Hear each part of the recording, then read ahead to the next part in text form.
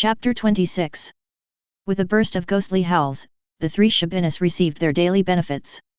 Although their eyes were filled with tears, their expressions were much clearer and they all lowered their heads and looked submissive. They thought this was the end, but little did they know that everything was just the beginning. Can anyone tell me, who came up with the idea of filing a complaint? Tom played with the wand that had returned to its original state and said nonchalantly, "This is an internal conflict in our dormitory, but you were the first to stab it out. I'm very heartbroken. Tell tales to the dean. Is this the glory and tradition that the Purebloods are so proud of? The original gang is so rude." The three of them blushed, feeling angry and ashamed at the same time. Tom's words were too harsh.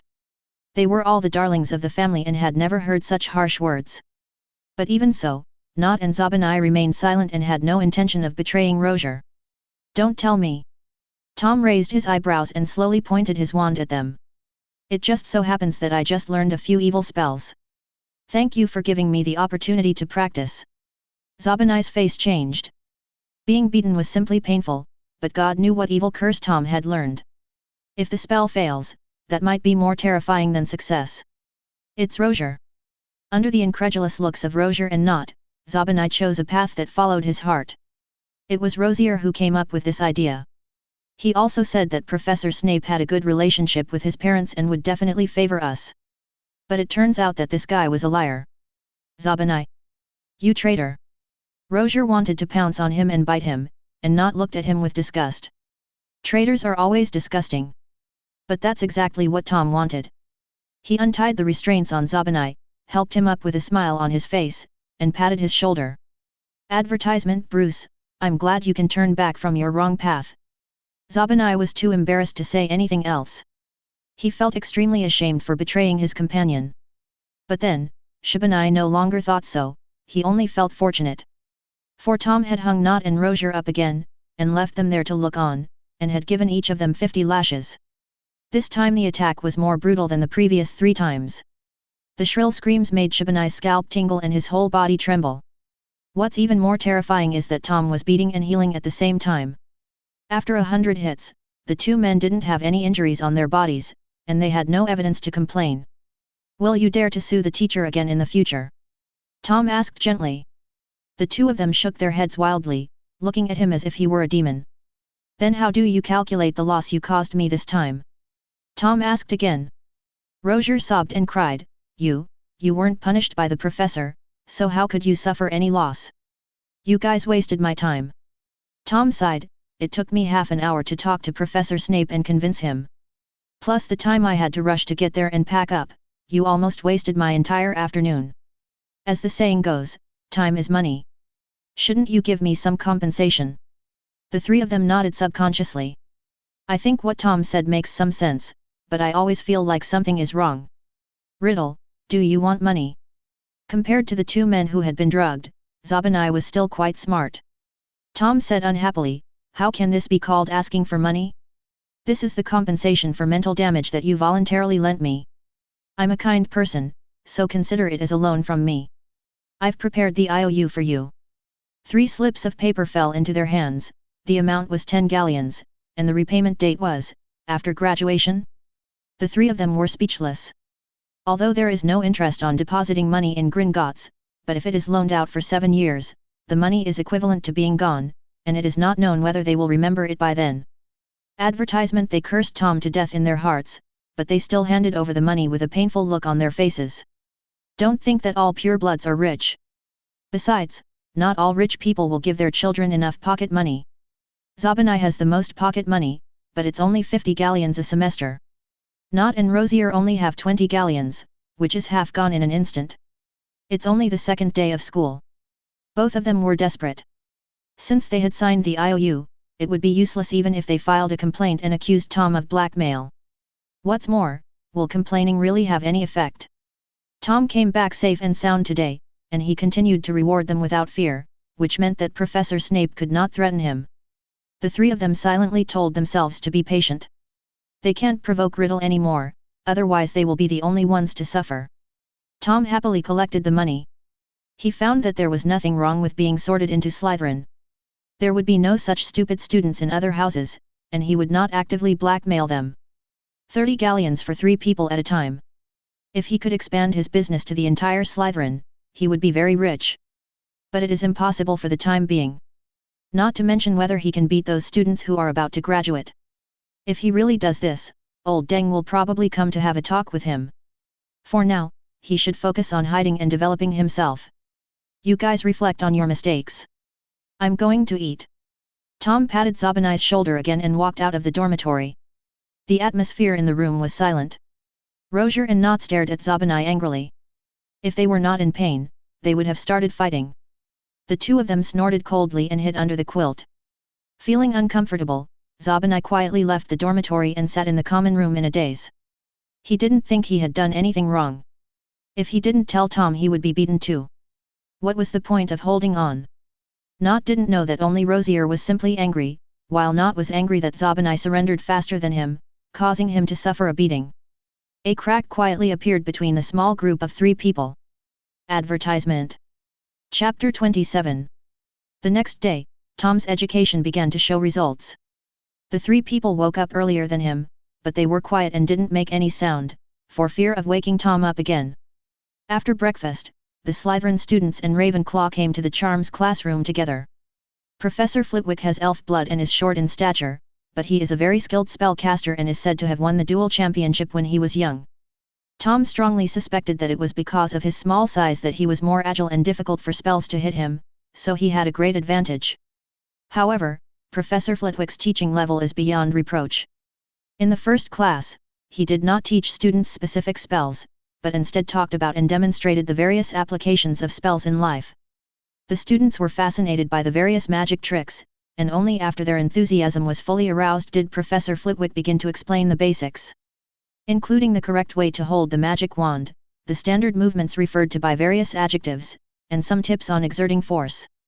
After one class, Tom earned 20 credits, but unfortunately they were all based on knowledge or acquisition, rather than on the bonus points from the college. And in the afternoon, it was the defense against the dark arts class that all freshmen looked forward to, except Tom, because he knew that Quirrell would not sell out as big as everyone thought, but would instead poop a lot. This class is a complete waste of time. But some people don't think so. Quirrell was looking forward to this class. Or rather, it was his master who was looking forward to it. Voldemort wanted to observe Harry Potter up close, the boy who had survived a catastrophe and almost killed him, and the BD who had the same name as him. Quirrell entered the classroom and the room was soon filled with the pungent smell of garlic. He explained that it was used to drive away vampires and that the hat on his head was a gift from a prince of the Black State to thank him for driving away the ghouls. The students believed it, but Tom didn't. For the first time, Tom raised his hand high. Riddle. Quirrell stammered Tom's last name. Do you have any questions? Advertisement. God knows how difficult it is for Quirrell now, Voldemort roared in his brain. This surname reminded Voldemort of his humble origins. He should not have only cast magic on the name Voldemort, but also on his real name Tom Riddle. Tom got permission, stood up slowly and asked, Professor, I have read in books that garlic can repel vampires, but this is Hogwarts, and Dumbledore is the greatest wizard of this century. I really can't imagine what kind of vampire would dare to chase you here and persecute you. The little wizards immediately burst into laughter and nodded frequently. That makes sense. It makes a lot of sense. Even the young Muggle wizards who knew nothing about the wizarding world gradually understood what the name Dumbledore represented. It was an insurmountable mountain. I'm afraid he will curse me. Quirrell had already found an excuse. Riddle, never underestimate the danger of dark creatures. We must always be vigilant. Your question is very interesting. 5 points to Slytherin. I understand, thank you Professor. Tom sat down again. Just as he thought, Quirrell would use the method of adding points to calm things down. This is a sheep with plenty of wool. In the following classes, Quirrell did not say anything meaningful at all. He just repeated what was in the book in his own words, which greatly disappointed the young wizards. After class, Tom saw Malfoy and Harry having another verbal conflict. Malfoy only had Harry in his eyes now. He kept bringing his followers to cause trouble for Harry and even ignored Tom, the heretic in the school. Tom's life was very peaceful over the next few days. Apart from attending classes every day, I spend my days dealing with the 2 little witches. Hermione always dragged him to the library or found a place where no one was around to practice magic, while Daphne preferred to take walks with Tom and explore the secrets of the castle. Apart from these two, Tom had no other friends. Slytherin looked down on his background, and other houses looked down on Slytherin. It was unique for a Slytherin to be hated by 3 houses. He felt that apart from the little snake's own problems, Snape also had half the credit. Advertisement: in just a few days, Slytherin's house score was far ahead of the other 3 houses. It's not that he added more points, Snape deducted more points from other houses. How could he do this? After witnessing Snape deduct 2 points from 2 Ravenclaw girls because they walked a little faster, Hermione complained angrily, he is simply using a magnifying glass to find faults in other houses. Oh, it's a good thing our professor has a magnifying glass instead of making it up out of thin air, Daphne agreed sarcastically. Tom admitted that from this point of view, Daphne was indeed a qualified Slytherin. As long as victory is achieved, the means used are not important. Snape's deductions were all justified, but these mistakes were the kind that could be deducted or not. You could say he was strict, but you couldn't say he was looking for trouble. Of course, Tom felt that the 2 girls were most likely in trouble because of him, because Snape glared at him just now. They happened to pass between the 2 men and became the targets of their anger. If you 2 keep quarreling, I'm going to starve to death. The 2 little witches started arguing with each other again, and Tom had no choice but to persuade them. This situation happened countless times within a few days. The 2 were simply natural enemies and would argue for a long time over any trivial matter. Come on, Tom. You have astronomy class tonight. You should eat more. Daphne pulled Tom away, and Hermione bit her lip and went to the Gryffindor table. At night, after memorizing the names of a dozen stars through the astronomical telescope, the students left the rooftop tiredly and returned to their dormitories. It was late at night and his roommates fell asleep quickly. Tom cast a stunning spell on each of them, put an disillusionment spell on himself, and began his first night tour in Hogwarts. Thanks to Kudos for the 2,000-point reward, and thank you all for your data and monthly ticket support. Advertisement. Chapter 28. There is an old saying at Hogwarts that a student's life is incomplete without a night out. On the surface, the school has formulated various school rules to constrain students' behavior, but any student who has been in school for a few years knows that violating school rules is not actually a problem. Being caught in the act is the biggest problem. Tom went out for a night walk today not because he was in his rebellious period, but because he just wanted to earn more achievement points. Although the system has not released any other tasks except for the task of competing for the College Cup, the achievement list has been expanded. Tom did some research and found that earning achievement points was not as difficult as he had imagined, at least in the early stages.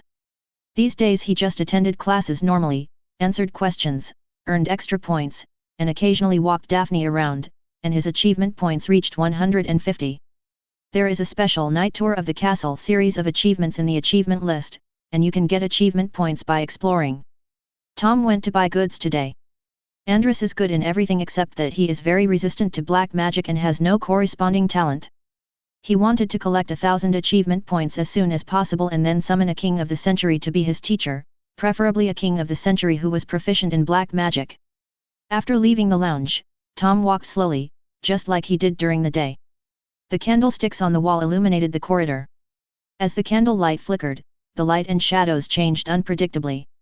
With the help of the changes in light, Tom was able to improve his proficiency in the disillusionment charm.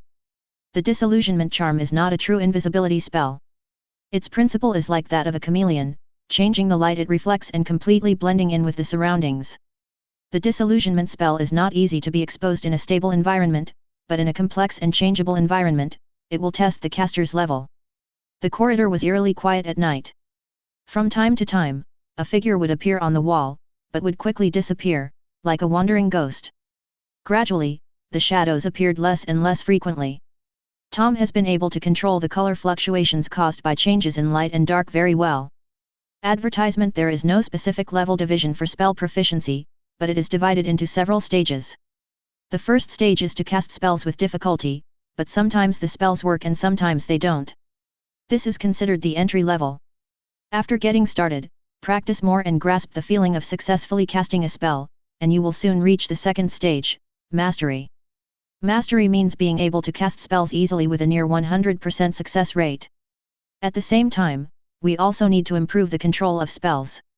For example, the levitation spell, Some people can only make things float straight up and down, while others can make the floating objects dance. This is the difference. As you continue to advance, you will reach the level of silent spells, which will make casting more covered and quicker. But many wizards will often shout out spells even if they have mastered the trick of silent spells, because this can help them concentrate better, guide their magic power, and the spells they cast will be more powerful. As for the last part about wandless spell casting, Andrus has the most say on this, as he is the strongest wandless spell casting master in ancient and modern records. According to him, wandless spell casting actually has nothing to do with the proficiency in spells. What is needed more is the level of understanding of magic and talent. Some people may be able to use the disarming spell to fight against Avada Kedavra, and their proficiency has reached maximum, but they just can't cast spells without a wand. Without a wand, they become useless. This is a sign of lack of talent. Tom found that his talent seemed to be in control. After mastering a spell and practicing it, he could quickly and skillfully apply it. This is a bit like Hermione. Hermione has learned a lot of spells, but she can only use them. The power is really average. But Tom is different. After all, he has Andrus' magical talent, and his upper limit has been explored. In the future, he will use elementary spells as unforgivable curses. 2 hours later, Tom finally reached the second floor. He unlocked the rooms one by one and stayed in the house for a while until he got the system prompt. That's why he was so slow. In 2 hours, he got the 20 points. Tom was too lazy to go shopping anymore. He was a little hungry, so he went to the kitchen to find something to eat. Although they are all in the basement, the Slytherin common room is in the south of the castle, and the kitchen is located directly below the castle, which is still some distance away. Advertisement. Tom walked down the spiral staircase and came to an empty underground space where many wooden barrels were placed and several oil paintings were hung on the wall. Opposite a fruit painting is a wooden barrel that is larger than the other barrels. This is the entrance to the Hufflepuff common room. You only need to knock on the barrel in rhythm to open the door.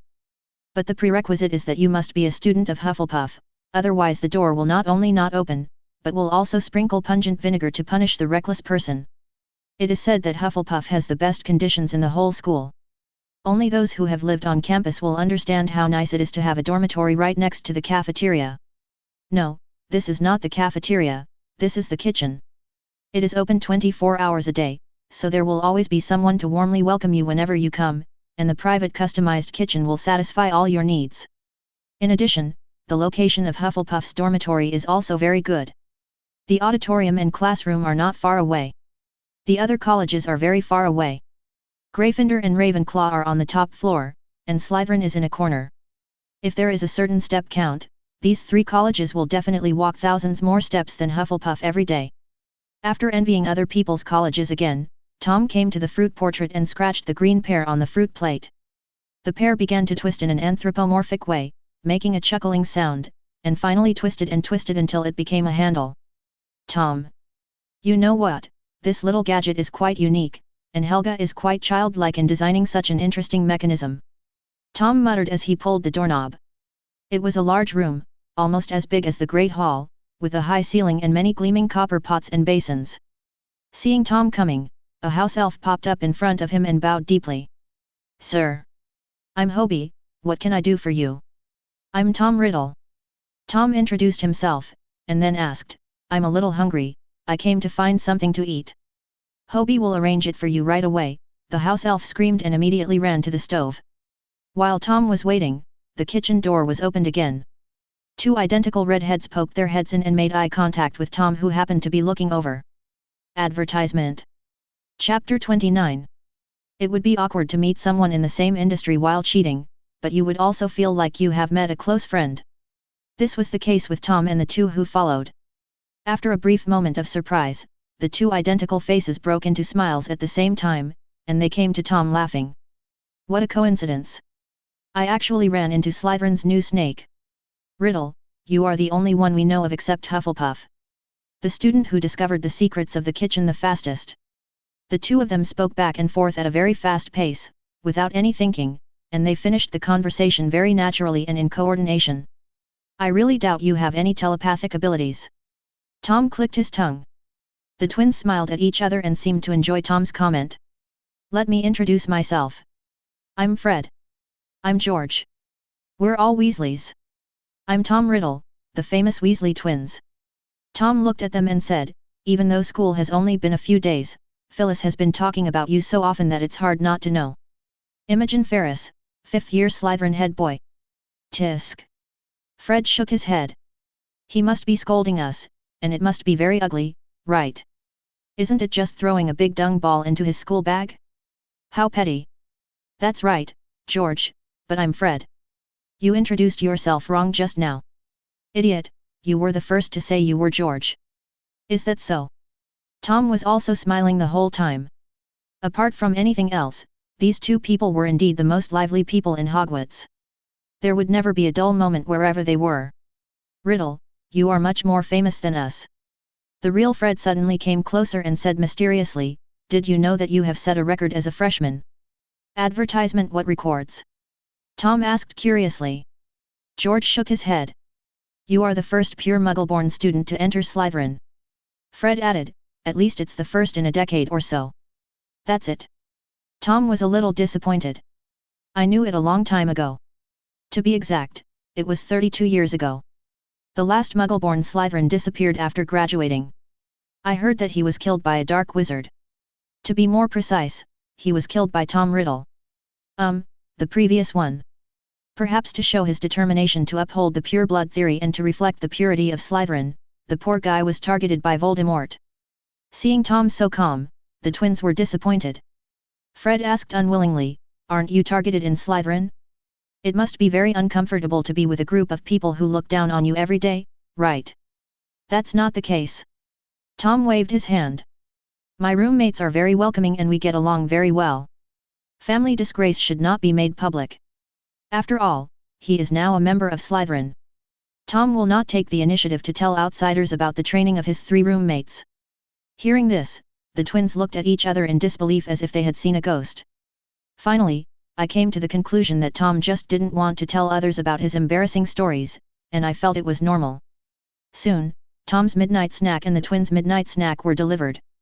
The 3 of them ate and chatted. Fred and George were the real know-it-alls at Hogwarts. They knew all the interesting things and secret passages in the castle. Tom got a lot of information out of them. The twins actually knew that Tom was trying to trick them, but they didn't care. I finally met an interesting freshman at Hogwarts, and I could not only guard against their pranks, but also fight back against them. This is much more interesting than their younger brother. So the 3 of them had a very pleasant conversation. As for the conflicts and disputes between the colleges, Tom didn't do anything to Gryffindor, and those old things had nothing to do with him. He could just turn against them when there were conflicts in the future. After eating and drinking, the 3 of them said goodbye in the hallway.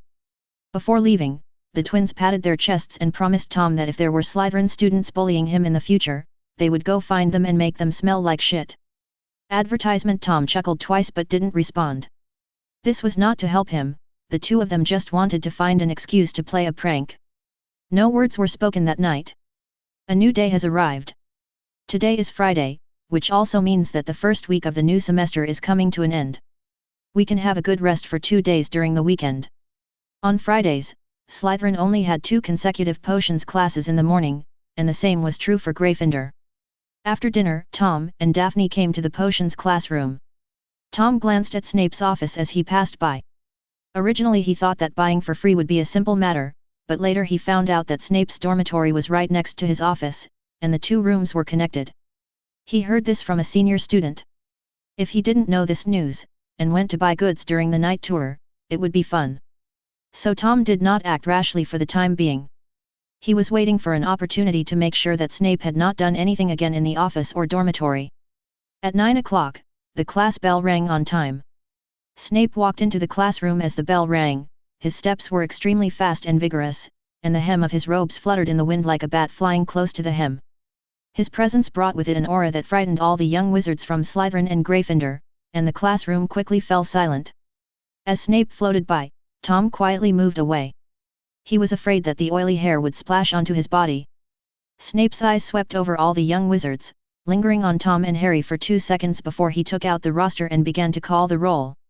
Like the other professors, Harry paused when the call came to him. "Oh, yes, Potter. This is our new, famous guy. Malfoy and his 2 followers chuckled as if they had heard something funny. This tone and this manner of speaking made Harry, who was used to Professor's sudden reactions, feel a sense of foreboding. Thanks to CCY for the 100-point reward. Advertisement. Chapter 30. After this ambiguous exclamation, Snape continued to call the roll. Finally, when it was Tom's turn, Snape gave him a death stare with a hollow and deep look in his eyes. Tom smiled at the financier in a friendly manner. With a slight snort, Snape closed the roll call. You are here to learn a precise and rigorous craft. Snape's voice was very soft, but everyone could hear every word he said clearly. You don't have to wave your wand foolishly here, or even doubt whether it is magic. I don't expect you to truly appreciate the beauty of the white smoke coming out of the crucible and the bursts of fragrance wafting out, nor do I think you understand the wonderful magic of the blood vessels that bleed and make people yearn for it. I can teach you how to improve your reputation, create glory, and even prevent death, but there must be a prerequisite. You are not the kind of fools I often meet.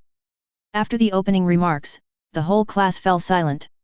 Harry and Ronald fidgeted, Hermione leaned forward, and there were many people like her, all of whom seemed to be concentrating their attention to prove that they were not the fools that Snape had described them as. Potter. Snape looked at the bewildered Harry with a sharp gaze. What would I get if I added powdered narcissus root to the wormwood infusion? Honestly, every word here, well, Harry didn't even know the word for wormwood, let alone the answer. He could only look to Ronald for help.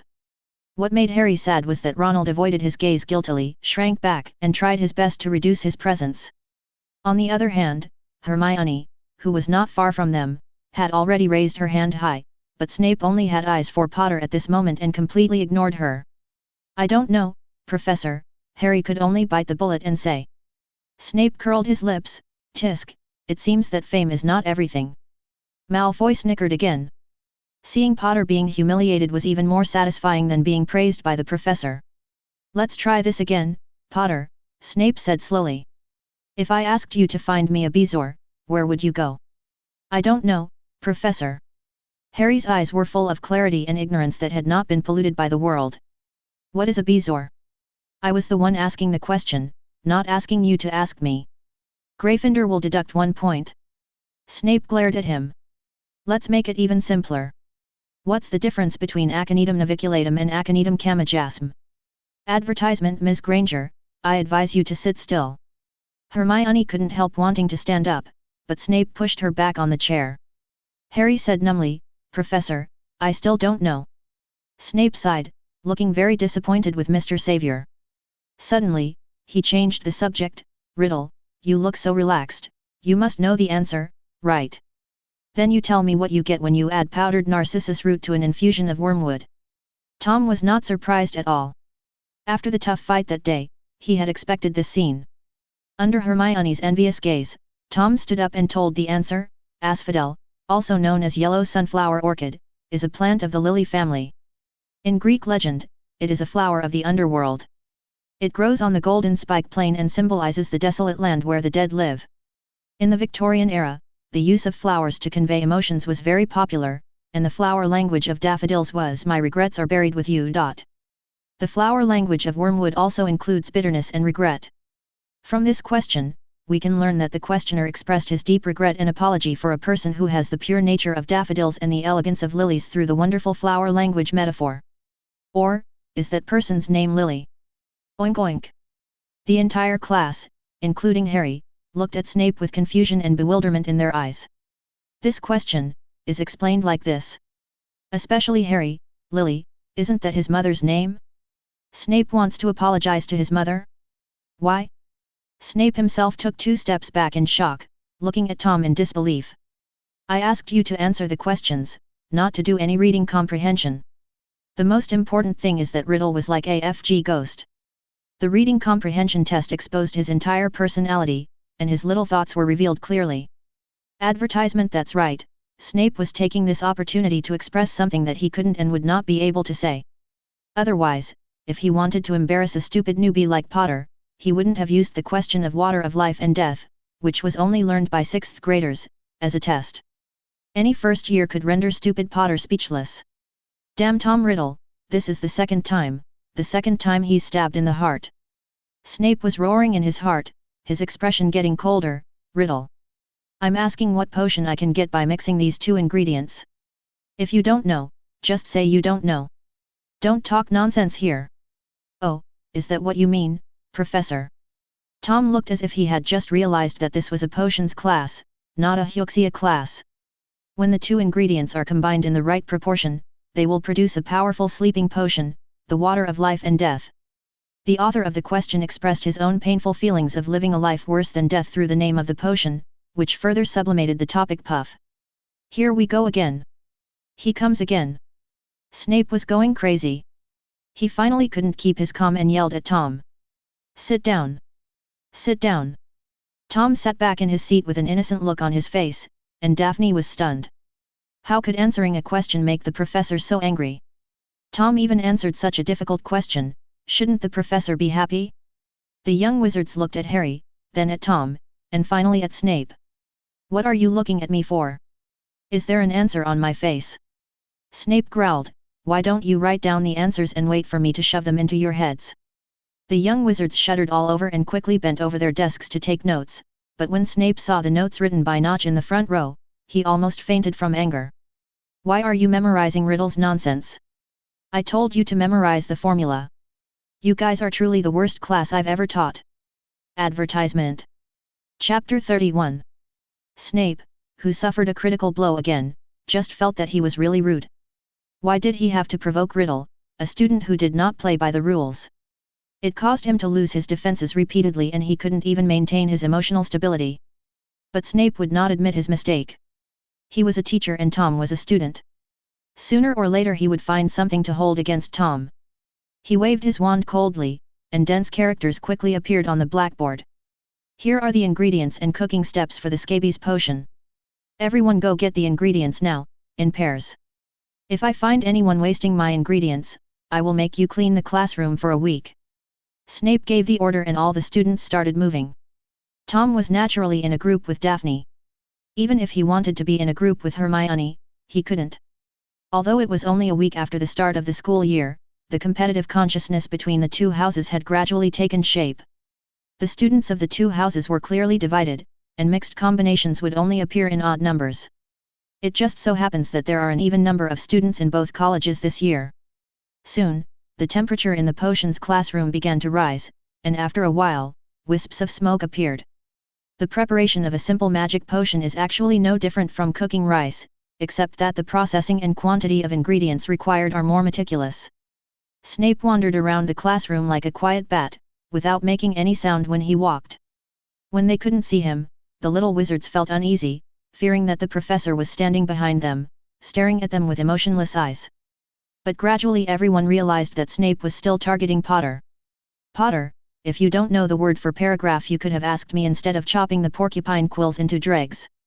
1 point deducted from Gryffindor. Potter, I think Hogwarts should hire a language professor just for you, to avoid the joke of Mr. Savior not being able to read the professor's notes. Gryffindor will lose 1 point. Potter, I asked you to steam the slugs, did you? Potter. Potter. If there were any doubts before, Harry now had only one thought in his mind, Tom was just talking nonsense. Advertisement something about Snape apologizing and the hidden meaning of the flower language. This guy just wants to embarrass him.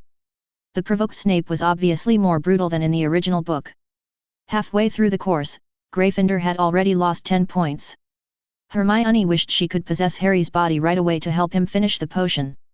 Fortunately, Snape, who had let off his anger, felt that it was enough, so he let Harry go, said a few sarcastic words to the fat boy Longbottom, making him burst into tears, and then he set his sights on Tom. He wouldn't deduct points from Riddle, but he could talk a lot. If he could find any fault with Tom, Tom would be greeted with venom from his sharp tongue. But after watching for a while, Snape's face turned sour again. What's wrong? How can you not find fault with it? Riddle's operating procedures were extremely standardized. Although he pointed out some problems, they were not problems with the people, but problems with the materials. The quality of the materials and the compatibility between the individual ingredients affect the overall preparation.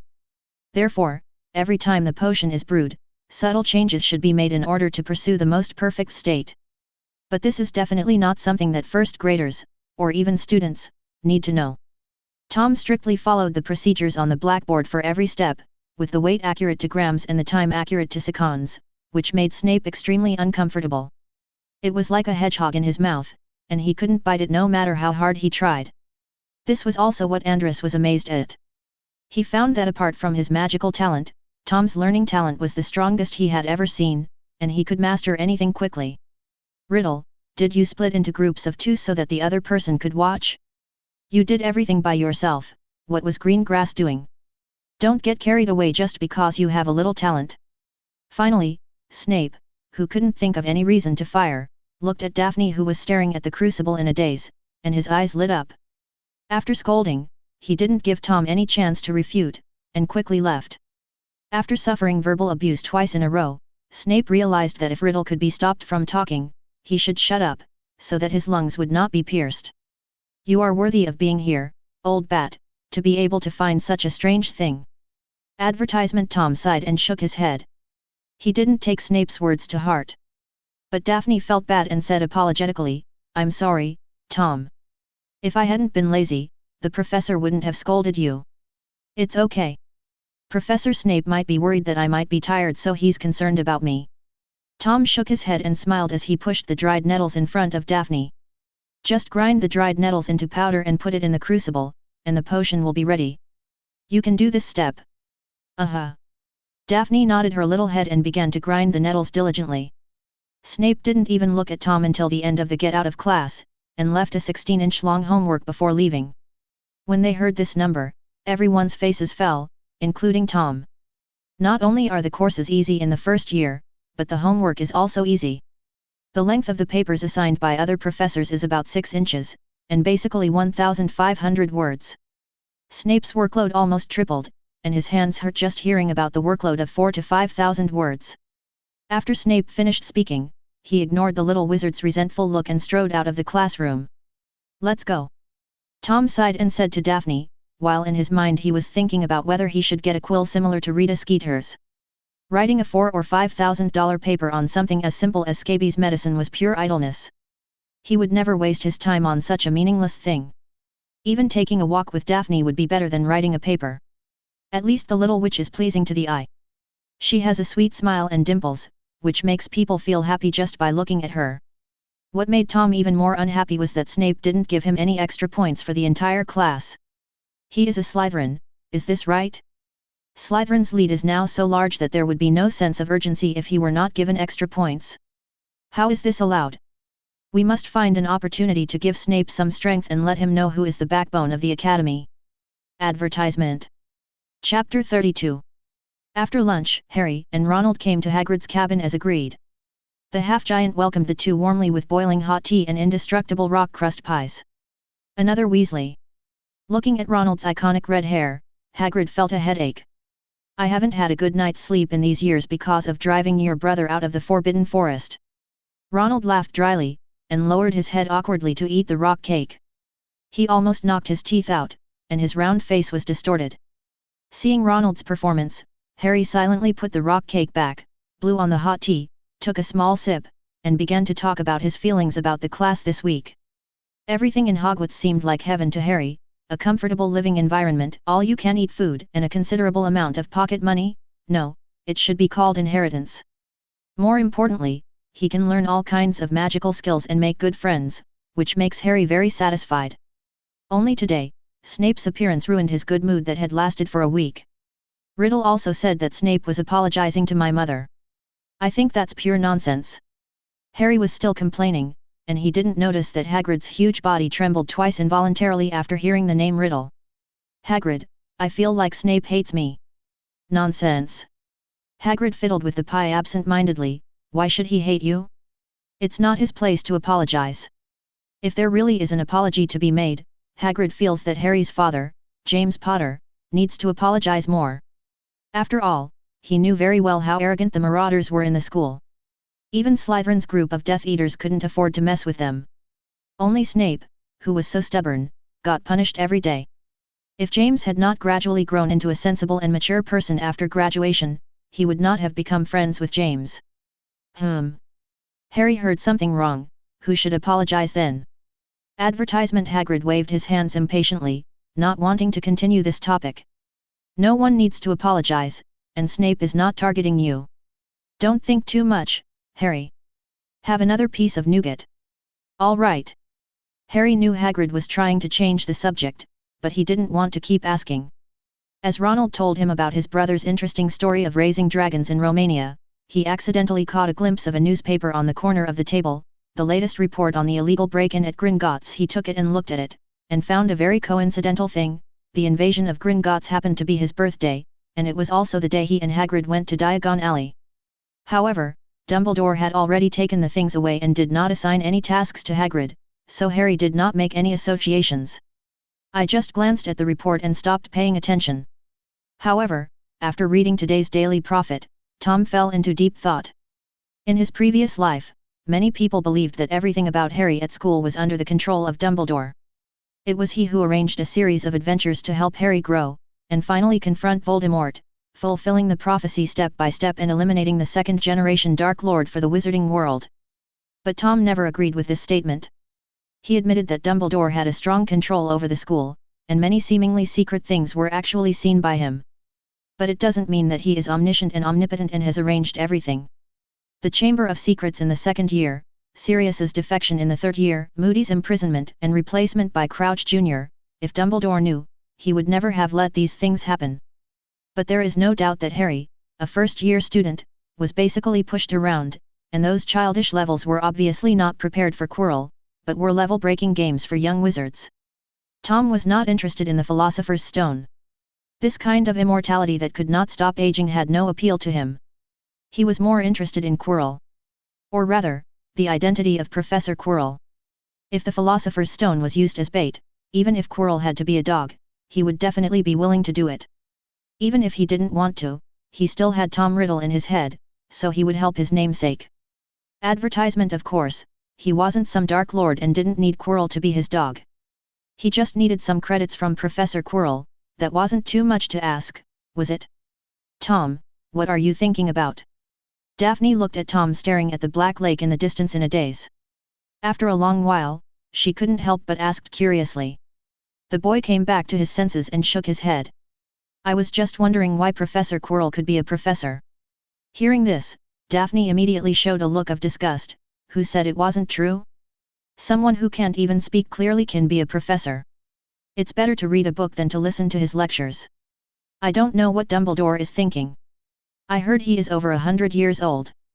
Is he getting senile? It seemed that all Slytherins had some opinions about Dumbledore, even Daphne, one of the 28 heretics who didn't care much about bloodline. What on earth did Dumbledore do back then to make these purebloods hate him so much? Tom was curious, but he knew that Daphne couldn't possibly know such a secret, so he could only follow her words. I heard, the Defense Against the Dark Arts class seems to be cursed. No teacher can work in this position for a full year. I guess this is why Dumbledore chose Quirrell, because there were really no other competitors. Daphne's eyes lit up. Have you heard of this legend? I know that several Defense Against the Dark Arts professors resigned for various reasons. When it came to these gossips, Daphne immediately became excited and shared with Tom the information she had worked so hard to get. The previous professor of Defense Against the Dark Arts was a witch. Because she was cheated of money and feelings by a wizard, she cut off his genitals on a dark and windy night, robbed him of all his money and fled the UK. She is still wanted. There is nothing much to say about the previous one. He was an older wizard and an old friend of Dumbledore. He fell seriously ill during Easter and was admitted to St. Mungo's. The teachers before me were magical creature smugglers, some injured themselves while doing magic experiments, and some were found to have criminal records. As she spoke, Daphne's voice became softer and softer, and finally she used Tom's arm as a pillow and fell asleep, which made Tom laugh and cry. He did not wake up the little witch, but found a comfortable position for both of them, and entered the study space with his consciousness. Advertisement. Chapter 33. It was not until the sun set and the temperature dropped that the girl woke up from her deep sleep. A refreshing breeze blew on her face, and Daphne quickly remembered what happened earlier. Looking at the extremely obvious water stain on Tom's robe, her pretty face turned the same red as the sunset, and she wanted to bury her head in her chest. Tom exited the study space, slowly opened his eyes, pretended to have just woken up, stood up and stretched. I actually slept for so long, Daphne, why didn't you wake me up? Such a good afternoon was wasted. Ah! I just woke up too. I slept too comfortably just now. Daphne explained in a weak and feeble voice. She really wanted to pull out her wand to eliminate the evidence of her crime. Tom brushed the dust off his butt as if he hadn't noticed anything. Let's go back quickly. The weather is getting colder. Don't catch a cold. Daphne followed with her hands behind her back, and as she walked, she suddenly smiled silently, her eyes curved like crescent moons. That's probably why she likes being with Tom. The clever little witch has come to her senses. Tom didn't sleep at all, otherwise it would be impossible for him to wake up without any recovery process. Tom pretended to sleep just to avoid embarrassing her. Compared with his peers, Tom behaves like an adult. He is not pretending to be cool, but he is really sure about everything and always takes her feelings into consideration. This gave Daphne, who left her mother's care and came to Hogwarts alone, a strong sense of security, and she quickly adapted to this unfamiliar environment. Looking at the boy's back, Daphne felt that she should do something for him and couldn't always let Tom take care of her. But the more I thought about it, the more distressed I became. Tom learns everything quickly, and that annoying Gryffindor guy is jealous and envious of him, so he doesn't need her help. In life, she is even less qualified. Oh, yes, money. The little witch's eyes lit up. She remembered that Tom had borrowed 30 galleons from his roommate, and considering his family background, he must be short of money. She could start from this aspect and alleviate Tom's embarrassment. Advertisement. Daphne, who had thought of a solution, smiled brightly, took a few quick steps, walked side by side with Tom, and entered the castle chatting and laughing. Back in the dormitory, Daphne immediately began writing a letter to her mother, making up some excuses to ask for 500 galleons. This money should be enough for now, right? On the other hand, Tom had no idea that his unintentional action made Daphne like him more. He just thought that he could enter the study space and study anywhere. I didn't even know that I would soon have my first meal. He returned to the dormitory, and the three roommates who had been noisy just now immediately quieted down. Tom glanced at them, but didn't care. He took out a herbal book and started reading. These days, these people have been quite well behaved. I don't know if they have really behaved well or are thinking of new ways to take revenge. On Saturday, after having breakfast with Daphne and finishing the homework due next week with Hermione, Tom went to the 8th floor to look for the Room of Requirement. The term space is powerful and can give people a real feeling of a second world.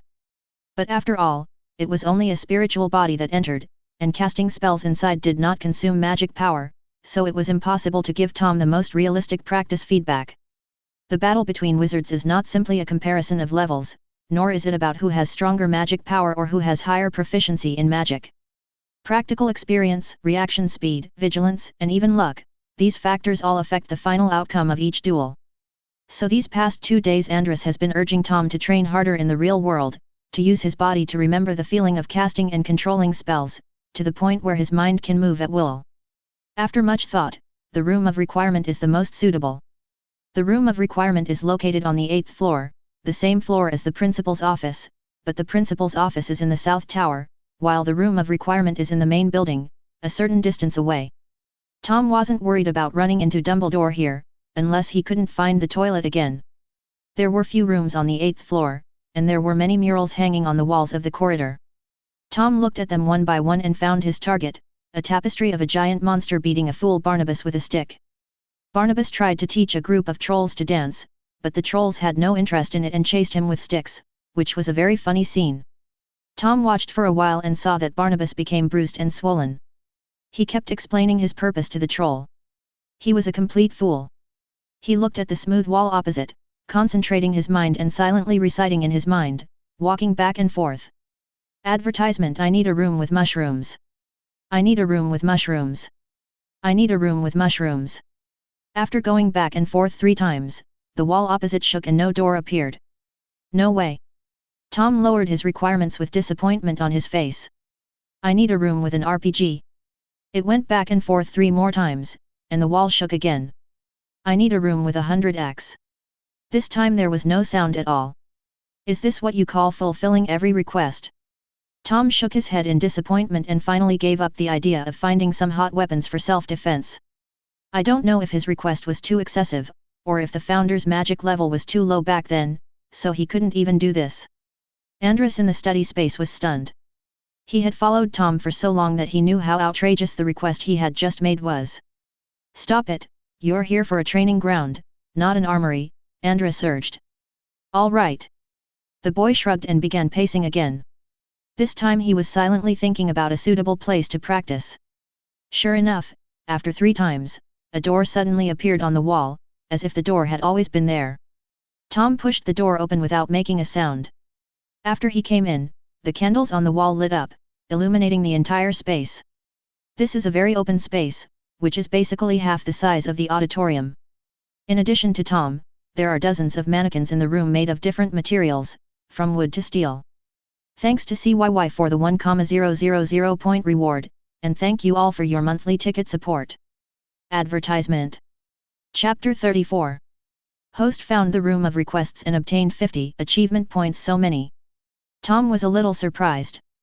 He would go to other classrooms at night, usually earning only 2 achievement points, and the trophy display room would have more, but still only 5 points.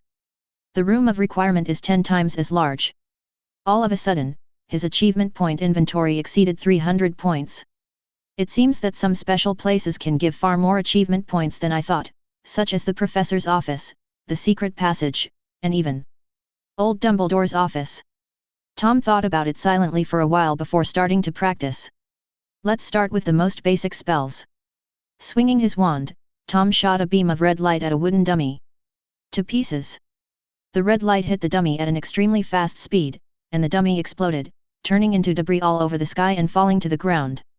Tom remained expressionless and aimed at the next dummy. Even adult wizards can rarely achieve such a powerful spell, but Tom's magical power has grown far beyond his peers. With Andres's guidance, he has a deep understanding of the shattering spell. Coupled with his talent, the power just now was the result of his restraint. Compared to the power of the spell, the release speed and hit rate are all very important. No matter how powerful the spell is, it will be useless if it doesn't hit the target. For a moment, colorful lights flew around in the room. Stunning spell, petrification spell, repulsion spell, wind blade spell. These basic spells all showed great power. Tom followed Andres' instructions and tried to use his body's instinct to remember the spells. Soon, dozens of puppets in the room were blown into pieces. But after a burst of magical fluctuations, these puppets began to automatically piece themselves together and repair themselves, returning to their original state in just 30 seconds. And it also moved on the track. Moving target. Tom raised his eyebrows. He now had a new respect for the room of requirement. It not only provided targets, but also advanced training. This training method alone was more useful than the defense against the dark arts professor. After a short break, training began again. Advertisement. The speed of the moving dummy was not fast, equivalent to the normal running speed of an adult, and Tom's spell hit rate basically reached 90%. It is said that magic is subjective, but that does not mean you will hit someone just by thinking about it. It still depends on the timing of the attack and the experience of prediction. 15 minutes later, another round of total annihilation occurred. When the dummies were reassembled, this time they moved twice as fast as before, comparable to a sprint champion. The most important thing was that a sign appeared above each dummy's head, with numbers from 1 to 30 written on it. Let me crush them one by one according to their numbers. The difficulty suddenly increased by more than 1 level. Not only did the puppets move too fast, but they also overlapped. Straightforward spells were no longer easy to use. They had to have arcs and hit from various tricky angles. Tom is a real muggle this time. The increased speed alone was difficult for him to deal with, and he also had to make the spell turn, which turned the difficulty from easy to hell. There is no other choice but to cheat. Andres, it's up to you. Tom activated the permissions and used the physical action function for the first time, handing over the control of his body to Andres. Ha ha ha. A hearty laugh broke out from Tom's mouth. Does this count as me being alive again? The touch of flesh and blood is really nostalgic. It's only 7 minutes, stop sighing here. Tom urged. Andres's approval of him was now 63. The initial effect was 5 minutes. Every higher point of approval would add 10 seconds, which would just exceed 7 minutes. Tom now feels very strange, as if his body has instincts. He thinks about his own things and his body moves on its own, but he can also feel the feedback brought by the movements. No wonder it is called practicing what you preach, it is indeed appropriate. But Tom thinks it would be more appropriate to call it, inviting the spirit to possess you. As for the improvement speed, it's like a king logging into a bronze account and duo-rowing to gain points, how can it not be fast? Observe carefully and feel carefully. Andrus also knew that time was precious, and after a moment of excitement, he immediately got into the state. Tom's eyes sharpened and emitted a sharp light. Fainted, call out.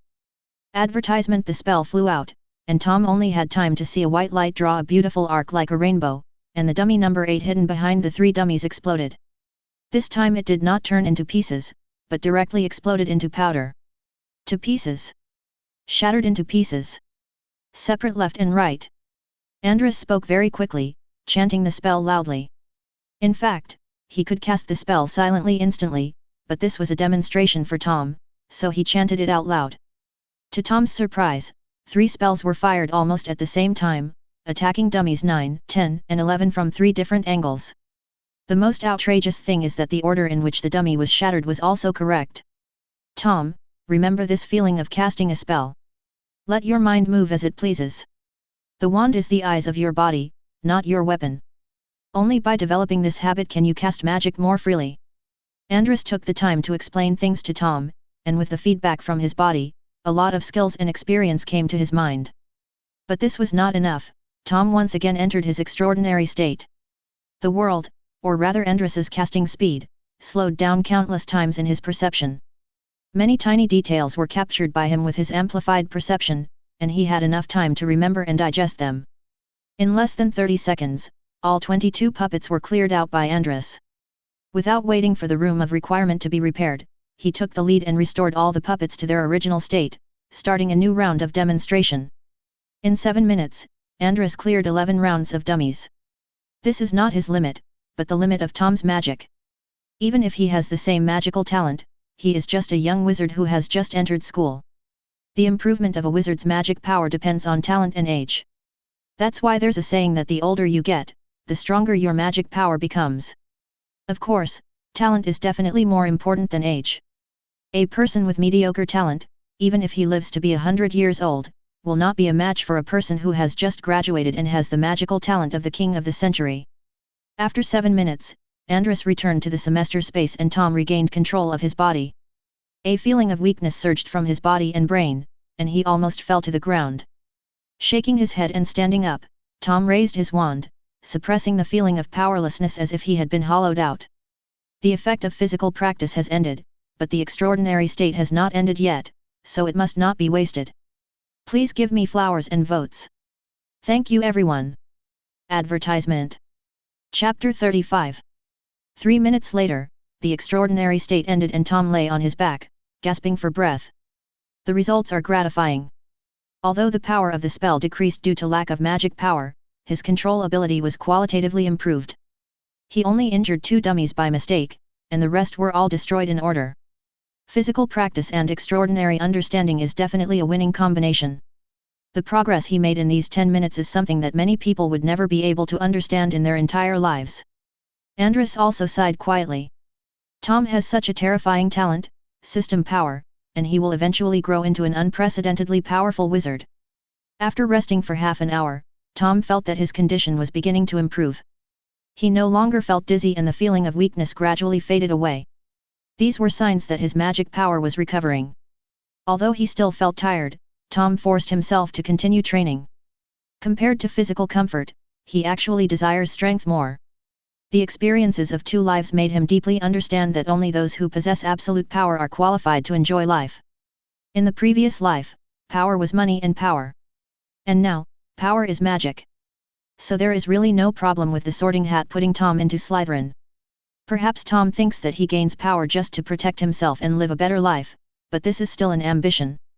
Ambition, bloodline, talent, these 3 things added together, no one is more Slytherin than Tom. Call out. The magic spell flashed red light, bypassing the obstacles and successfully hitting the target. But Tom was still not satisfied. He clearly remembered the shock caused by Andrus's spell. The spell flies faster than his, and the power of the spell used with the same magic power is greater than his. If the power caused by him is 1, then Andrus is about 3 or 4. Tom knew that it was still a long way to go for him to catch up with Andress, but he was not discouraged. He had to take one step at a time and practice one spell at a time. Advertisement first increase the speed and stabilize the hit rate. As long as these two can be achieved, you will be the top among ordinary wizards. For 2 days, except for going back to the dormitory to sleep and going to the auditorium to eat, Tom basically stayed in the room of requirement. He also specifically modified his requirements for the room of requirement and added another level of difficulty. The dummies are no longer just targets that move erratically. Several night puppets will actively attack, wielding unsharpened swords.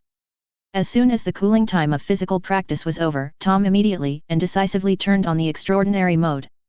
This time he did not rush Andress, but allowed him free play, learning his fighting steps and the technique of casting spells while moving.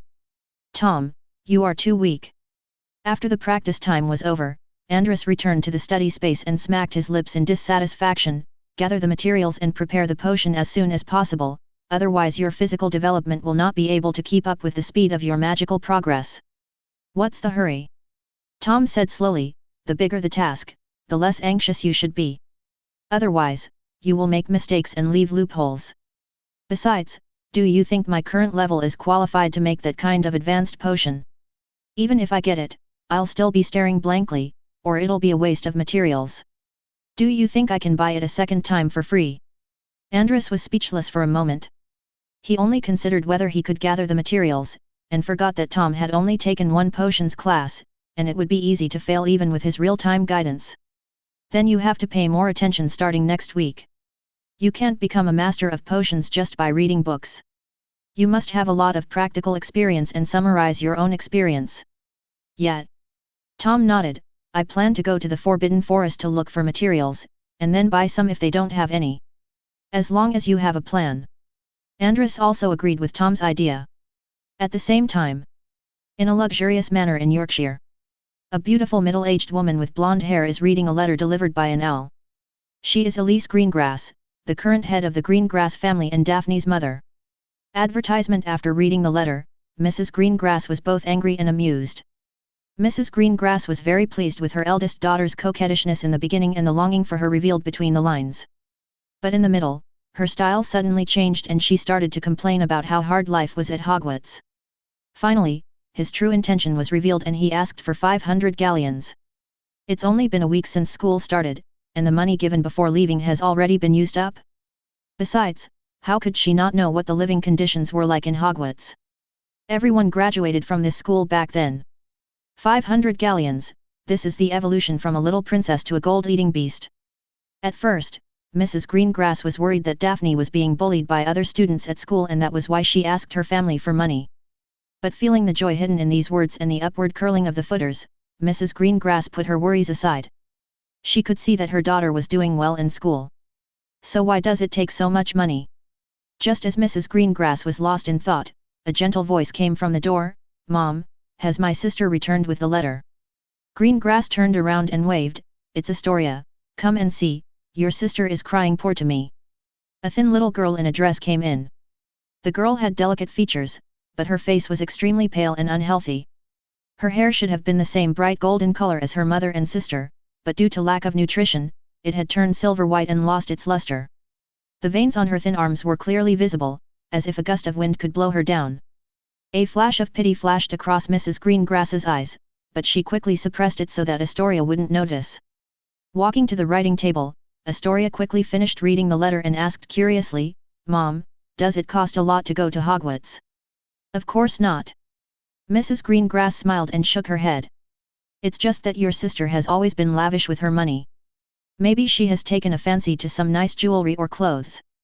With her daughter by her side, Mrs. Greengrass began to write back.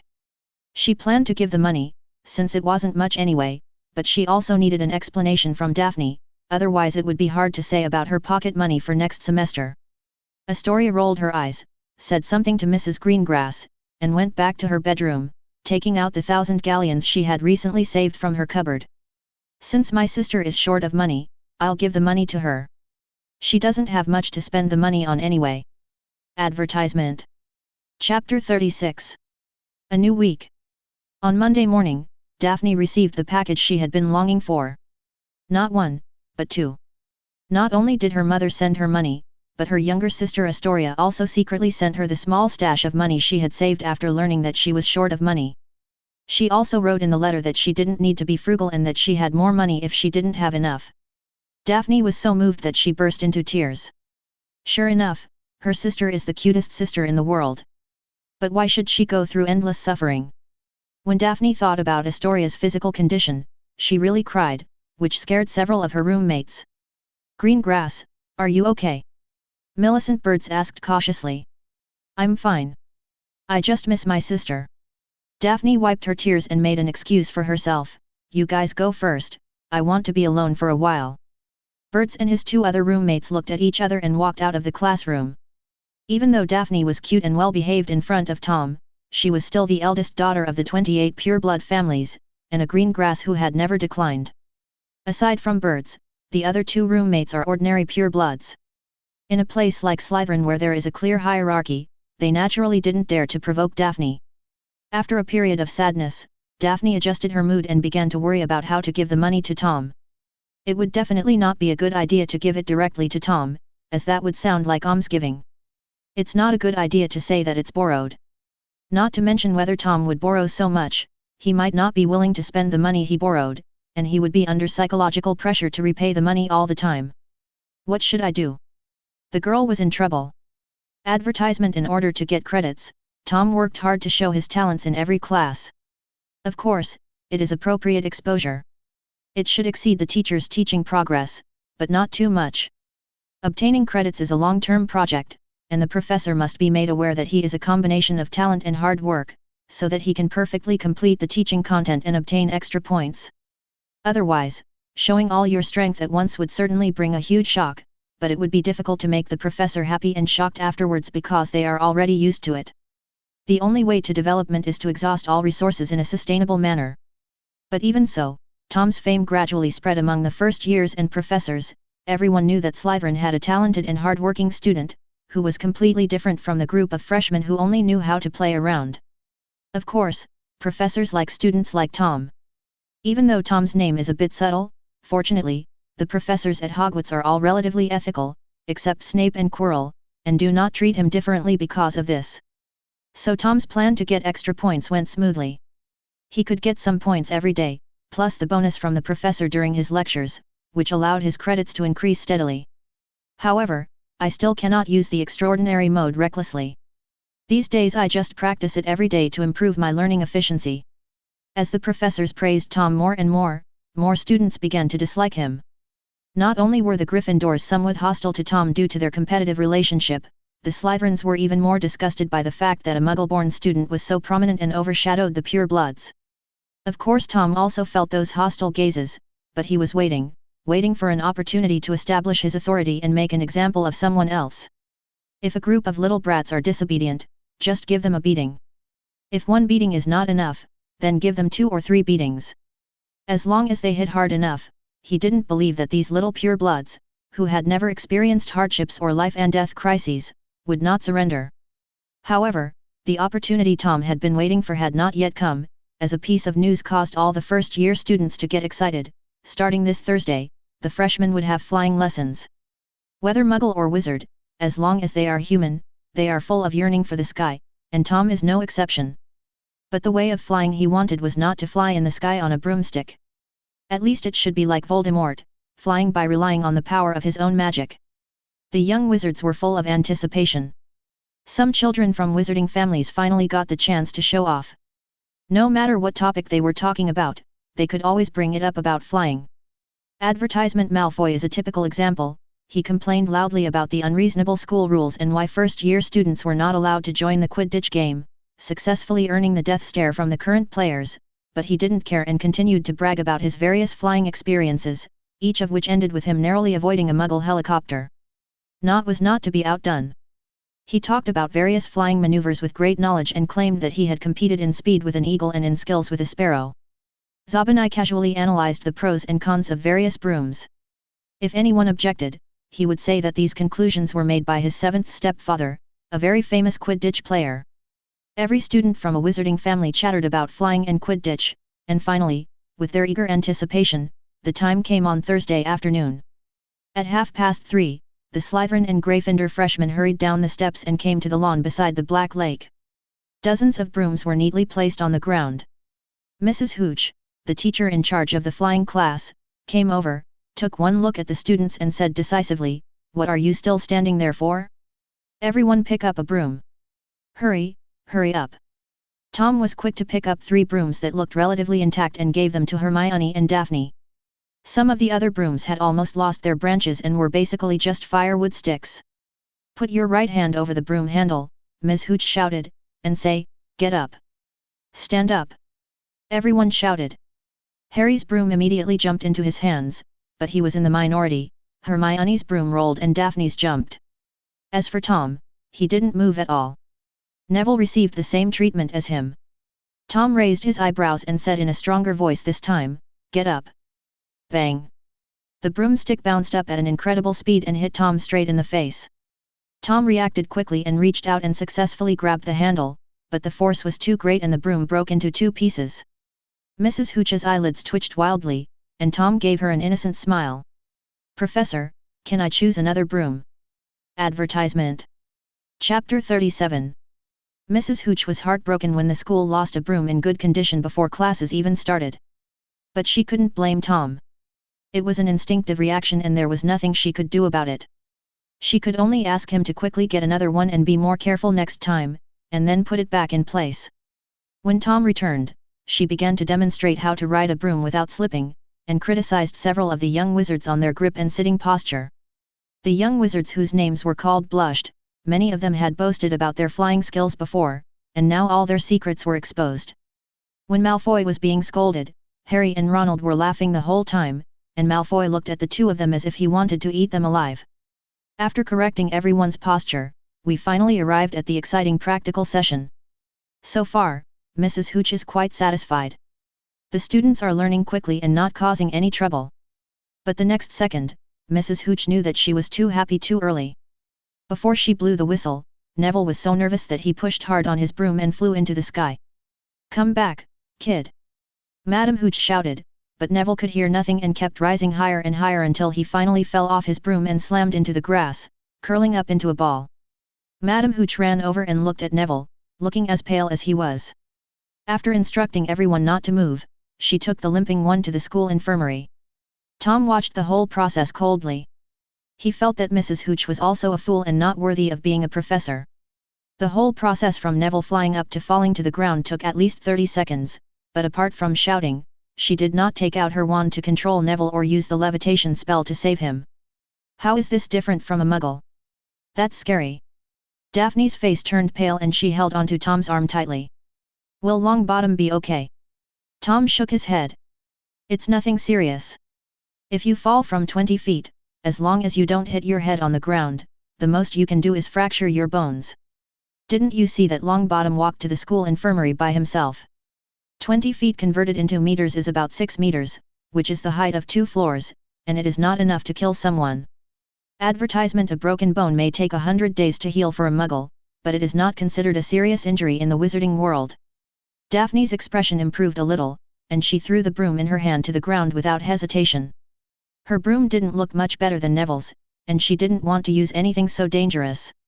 Suddenly, a quarrel broke out not far away. Malfoy held the crystal ball that Neville dropped and mocked him wantonly. After a few words with Harry, the 2 flew into the sky and started chasing each other amid bursts of exclamations. The savior finally showed a unique talent. Although he had never ridden a broomstick before, he now flew like a duck in water, as if it was his instinct, and he could perform all kinds of difficult moves with ease. After dodging twice in a row, Malfoy became scared and threw the crystal ball away. A foot from the ground, Harry caught the crystal ball and let it roll to the ground. Harry Potter! Professor McGonagall ran over angrily, his chest heaving violently, and took Harry, who was lowering his head, away. The first flying lesson ended in such a hasty manner. When Mrs. Hooch came back, she learned from the students what had happened after she left, and she was so angry that she almost fainted. She took away all the brooms and left the students to memorize only the boring knowledge, which made everyone listless. Tom didn't feel anything. After class, he went straight to the auditorium to eat. Hermione caught up. Tom, do you think Harry will be expelled? How is that possible? It's not a big deal. Tom thought about eating more chicken wings later. Isn't this a big deal? Advertisement. Hermione looked incredulous. Harry broke school rules and flew up there without permission. Then didn't you see that Malfoy was in trouble? Sniffing the aroma of meat, Tom spoke much faster. Don't think of Hogwarts as a strict place. At least you don't kill people. Even if you curse the Minister of Magic and the headmaster every day, Dumbledore will never expel you. As for what's a big deal? Losing is a big deal. After saying that, Tom ran to the Slytherin table. Maybe he had been overusing his brain recently, or maybe it was due to his physical development. Not only did his appetite increase a lot, but he also got hungry very quickly. He felt a little hungry just after lunch before the flying class. Daphne used her own knife and fork to help him cut the steak, and carefully poured the meat sauce on it. When Tom finished eating on his plate, she pushed her plate over. Hermione was sitting at the Gryffindor table, pondering over what Tom had just said. Harry came back and sat next to Ronald with a smile on his face. The two of them were talking in whispers, completely unaware that Hermione had heard everything they said. The professor didn't punish me, but let me join the Quidditch team and we'll start training next week. Are you kidding me? Ronald put down the drumstick in his hand unconsciously. Seeker? You're a first year. Keep your voice down, Ronald, this is still a secret. Harry lowered his voice and said, I thought I was dreaming, but McGonagall said I was the youngest Quidditch player in a century. He also took me to see wood. At first I thought he was going to beat me with a piece of wood. That's great, that's great. Ronald agreed somewhat absent-mindedly, feeling happy that Harry was not punished, yet feeling a little sad. Potter, is this your last dinner at school? You should go back to the Muggle world after you finish eating. Malfoy came over with his followers to taunt Harry.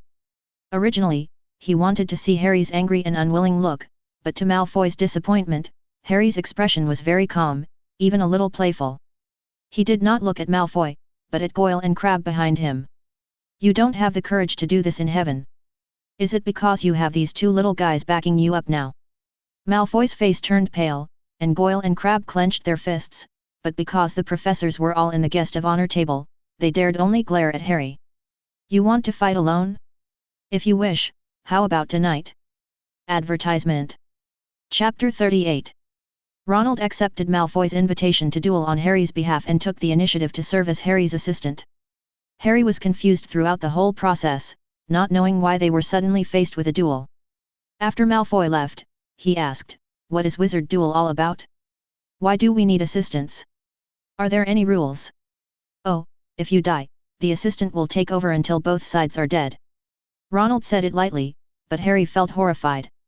When Harry's face turned pale, Ronald realized that there was something wrong with what he said, and hurriedly said, I mean, this is the rule of Wizard Duels, not about you and Malfoy. Do you think you have the ability to kill each other? The paleness faded, but Harry still looked bad. It had only been 2.5 weeks since the start of school, and he had only managed to cast a handful of spells, with the success rate being inconsistent. Is using fists against the rules? Harry asked. Ronald thought for a moment. Technically, yes, but if the two of you only use wands to duel, I'm afraid you won't be able to hurt each other until dawn the next day. He waved his hand. Just punch him in the nose. I've been wanting to beat him up for a long time. Harry thought about it and realized that this was the truth. He whispered to Ronald and discussed how to deal with the situation. In the end, the two decided to crook Malfoy's nostrils, which he used to look at people, and then pull out his proud golden hair, actually platinum. If necessary, they could bite him to death. Hermione's brows were knitted tightly together after listening to the whole thing. She really wanted to stand up and stop the two people's crazy behavior, but Tom's words losing the fight is the big deal made her hold back. It's 11:30, Harry, we should go. In the dead of night, Harry and Ronald put on their clothes, moving very quietly for fear of disturbing their roommates. After carefully closing the door, he walked down the spiral staircase and entered the Gryffindor common room. Except for the fire in the fireplace, all other lights were off and the light was very dim. Wait a moment. Advertisement. Just as the two of them walked to the door, they heard a female voice behind them, which scared them to death. When I turned around, it was Hermione. I'll go with you and duel Malfoy. What did you say? Ronald couldn't believe his ears. He remembered that Granger was a typical academic master. Except that he was slightly worse than Riddle in the Serpentine College, he was almost the most favorite student of the professors. I said, I want to duel with you too. Hermione said again. I thought you were going to tell the prefect, or even go to the professor. Harry suspected that he had misheard and took a step back cautiously. You don't want to catch me in the act, do you? I was actually planning to do that. Hermione admitted frankly, and then after the two of them changed their expressions, she added, but Tom is right, winning is the most important thing. You too. To be honest, I really don't know what spells you have mastered. Do you really intend to fight with your fists? You are wizards, not boxers. These words made Harry and Ronald feel ashamed and embarrassed, but they still agreed to Hermione's joining. At least Hermione knew more spells than them. The three of them left the common room and heard a wheezing sound on the floor. Harry thought it was Filch's cat, Mrs. Norris, and almost turned around and ran back to the common room, but the fat lady went out to visit friends late at night and the door was closed. Neville, why are you here? The sharp-eyed Hermione saw clearly that the person hiding in the corner was not Mrs. Norris, but Neville Longbottom, who was sent to the school infirmary in the afternoon. Thank God, you finally came to find me. The little fat boy said with tears in his eyes, I forgot the password and couldn't go back to sleep. Fortunately, you found that I was gone, otherwise I would have to sleep here until tomorrow. Harry and Ronald avoided looking at each other in tacit agreement. They had no idea that Neville was not in the dormitory. Neville, how's your hand? Harry asked, changing the subject. All is well. Neville raised his hands and shook them happily. Madame Pomfrey cured me in no time, she is amazing. That's great. Ronald estimated the time and said impatiently, the password is pig nose, but the fat lady is out visiting friends. You just need to wait here for her to come back. We have more important things to do. Don't leave me. Seeing the three people about to leave, Neville hurriedly followed them, unwilling to stay at the door alone. Advertisement in desperation, the original two-person duel team became 4 people. Harry could only comfort himself that there was strength in numbers. If Malfoy came with only 2 people, he would definitely teach him a lesson. The 4 of them walked carefully along the way and did not turn a single corner, for they were afraid of encountering Love around the corner or running into Filch and his cat. Fortunately, there were no accidents along the way and they arrived at the prize display room on the 4th floor smoothly. But unfortunately, Malfoy didn't come, but Filch and his cat showed up, and their purpose was very clear, to go to the trophy display room. You've been fooled by Malfoy. Hermione said angrily, and immediately called Harry and others to escape through the door away from Filch's voice. Harry and Ronald followed closely behind with gloomy faces. At this moment, Harry felt like he was about to explode with anger. He was actually deceived by Malfoy. He was so scared just now. What if he couldn't use the spell in the duel and Malfoy would laugh at him to death? It turned out that his worries were completely unnecessary. Clang! There was a noise loud enough to wake up the entire castle, and Ronald knocked over a suit of armor, immediately attracting Filch's attention. Over there! Loris, let's chase her! Run! Harry shouted. The 4 of them didn't even dare to look back. They ran desperately through one corridor after another. However, misfortunes never come singly. Just when they were happy about getting rid of Filch, Peeves showed up again to disrupt the situation, shouting loudly and exposing their position. The 4 of them could only run for their lives again. Hermione was exhausted and her feet went weak, causing her left foot to trip over her right foot. Seeing that she was about to fall heavily to the floor, Hermione had already closed her eyes and clenched her teeth to prepare for the coming pain, but her body suddenly went limp and was caught by someone. Hermione opened her eyes wide and looked at the person who caught her, her pupils full of astonishment. Tom, why are you here? Advertisement. Chapter 39. Facing Hermione's doubts, Tom said confidently, of course I'm here for a night tour, just like you guys. Hermione wanted to complain about why Tom could speak so openly of a serious violation of school rules, but she did not forget that there were pursuers behind her.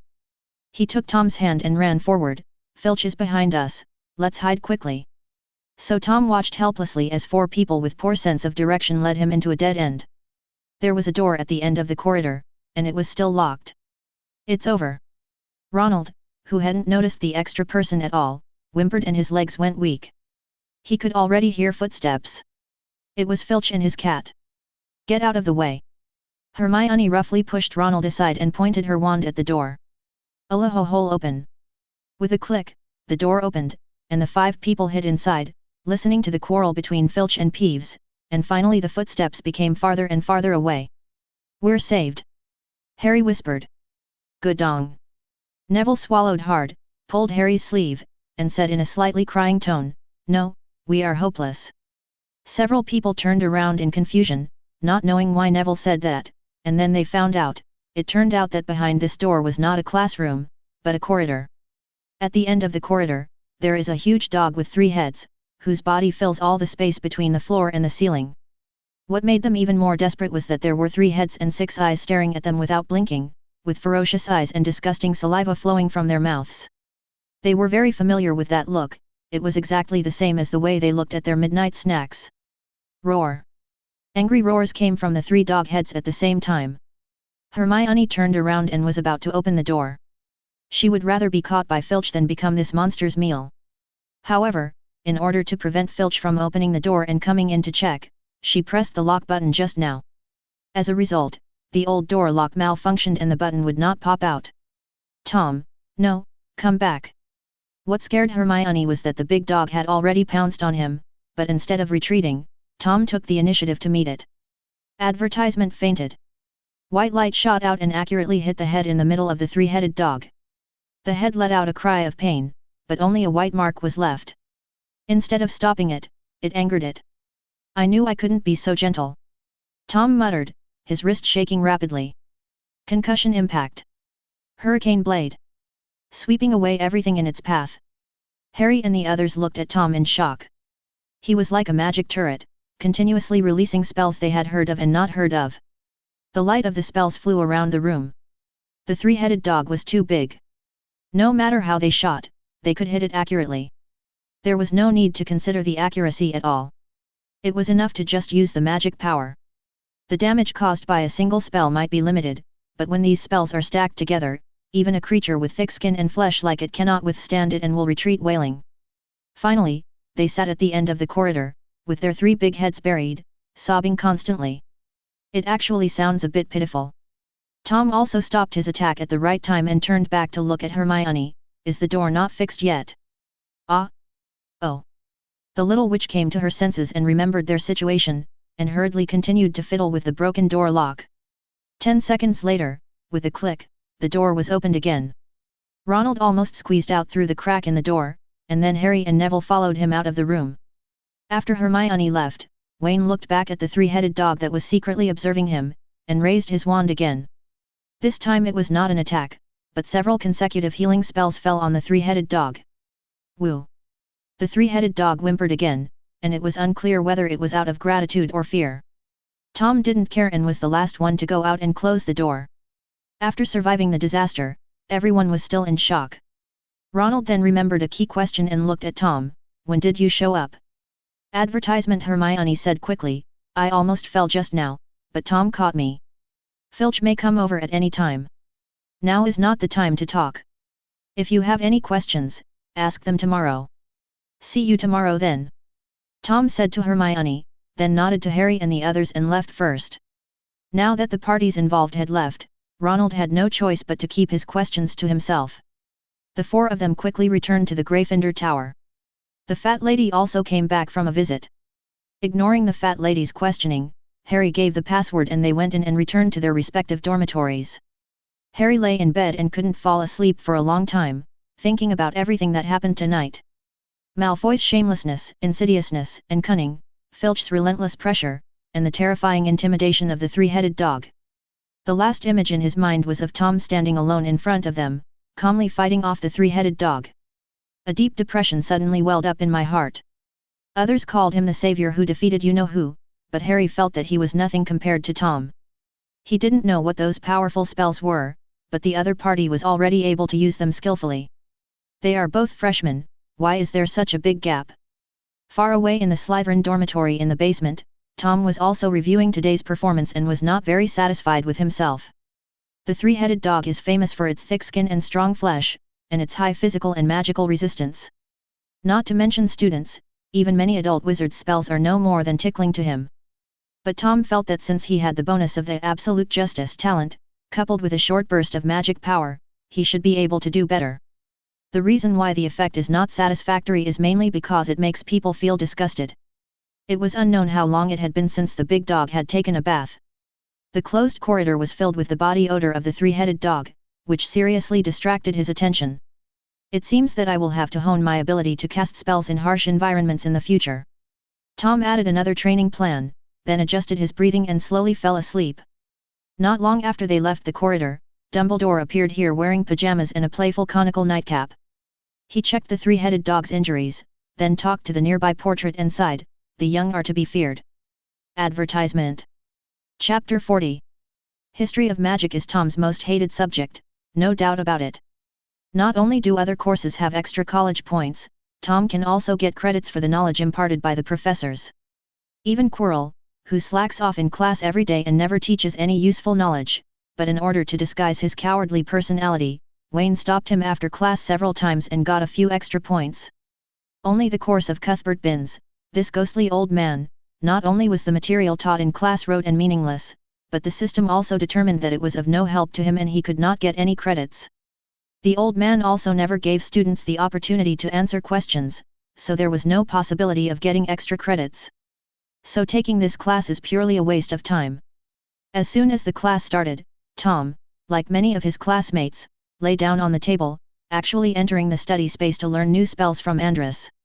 When the bell rang, Cuthbert Binns assigned the homework expressionlessly, then walked through the wall and returned to his office.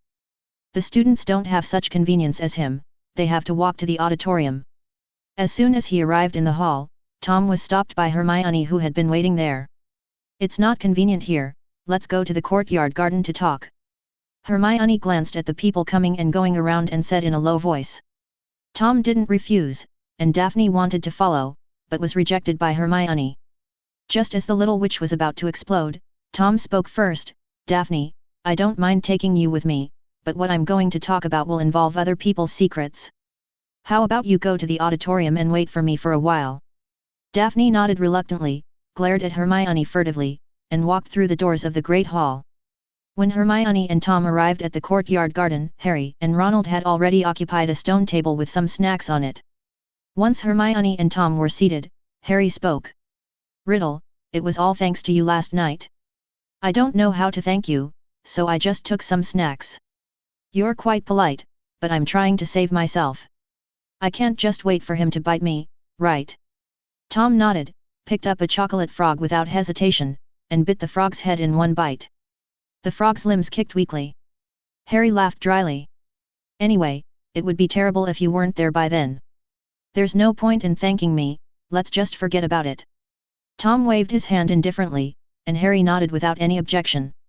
Advertisement. Ronald waited until Tom finished eating a piece of chocolate before asking, "What did you do on your night tour last night?" "Reading." Tom answered naturally. "I suddenly wanted to look up some information, but it was not in the book I had, so I went to the library." "Is there any problem?" Harry and Ronald looked at each other in bewilderment. Poor students like them could never imagine going out for a night out just to read a book and risk being caught by Filch. "Haha, I was just kidding. In fact, he came here specifically to ambush Harry and the others so that he could go to the corridor on the 4th floor openly." Tom dared to poison a galleon. There was a trap magic set by Dumbledore on the door. If he went there alone, he would probably be targeted. But as long as Harry accidentally walked in, the risk would definitely be much smaller. The rewards are also gratifying. Not only can you find a living target to test your magic level, but you can also get 20 points of achievements. "What about you guys? What are you doing out so late at night?" Tom pretended he knew nothing and asked back. While Harry and Ronald were still hesitating whether to tell them that they had challenged Malfoy to a duel, Hermione had already told them everything. "How shameless!" Tom exclaimed after hearing this. This one sentence brought them closer together, and Harry and Ronald showed expressions of solidarity. "You have no idea how shocked Malfoy was to see that we were safe and sound this morning. He could have stuffed 2.5 eggs into his face. I'll definitely give him a good beating if I get a chance." "Hitting people is against school rules," Tom reminded. Ronald muttered in dissatisfaction, "You just side with Slytherin. Weasley, if Tom was on Malfoy's side, he would have locked you up yesterday." Before Tom could say anything, Hermione spoke up for him. The little witch hated Ronald's reckless character. Recklessness was not a problem. The problem was that he had no ability to solve problems and would only cause trouble continuously.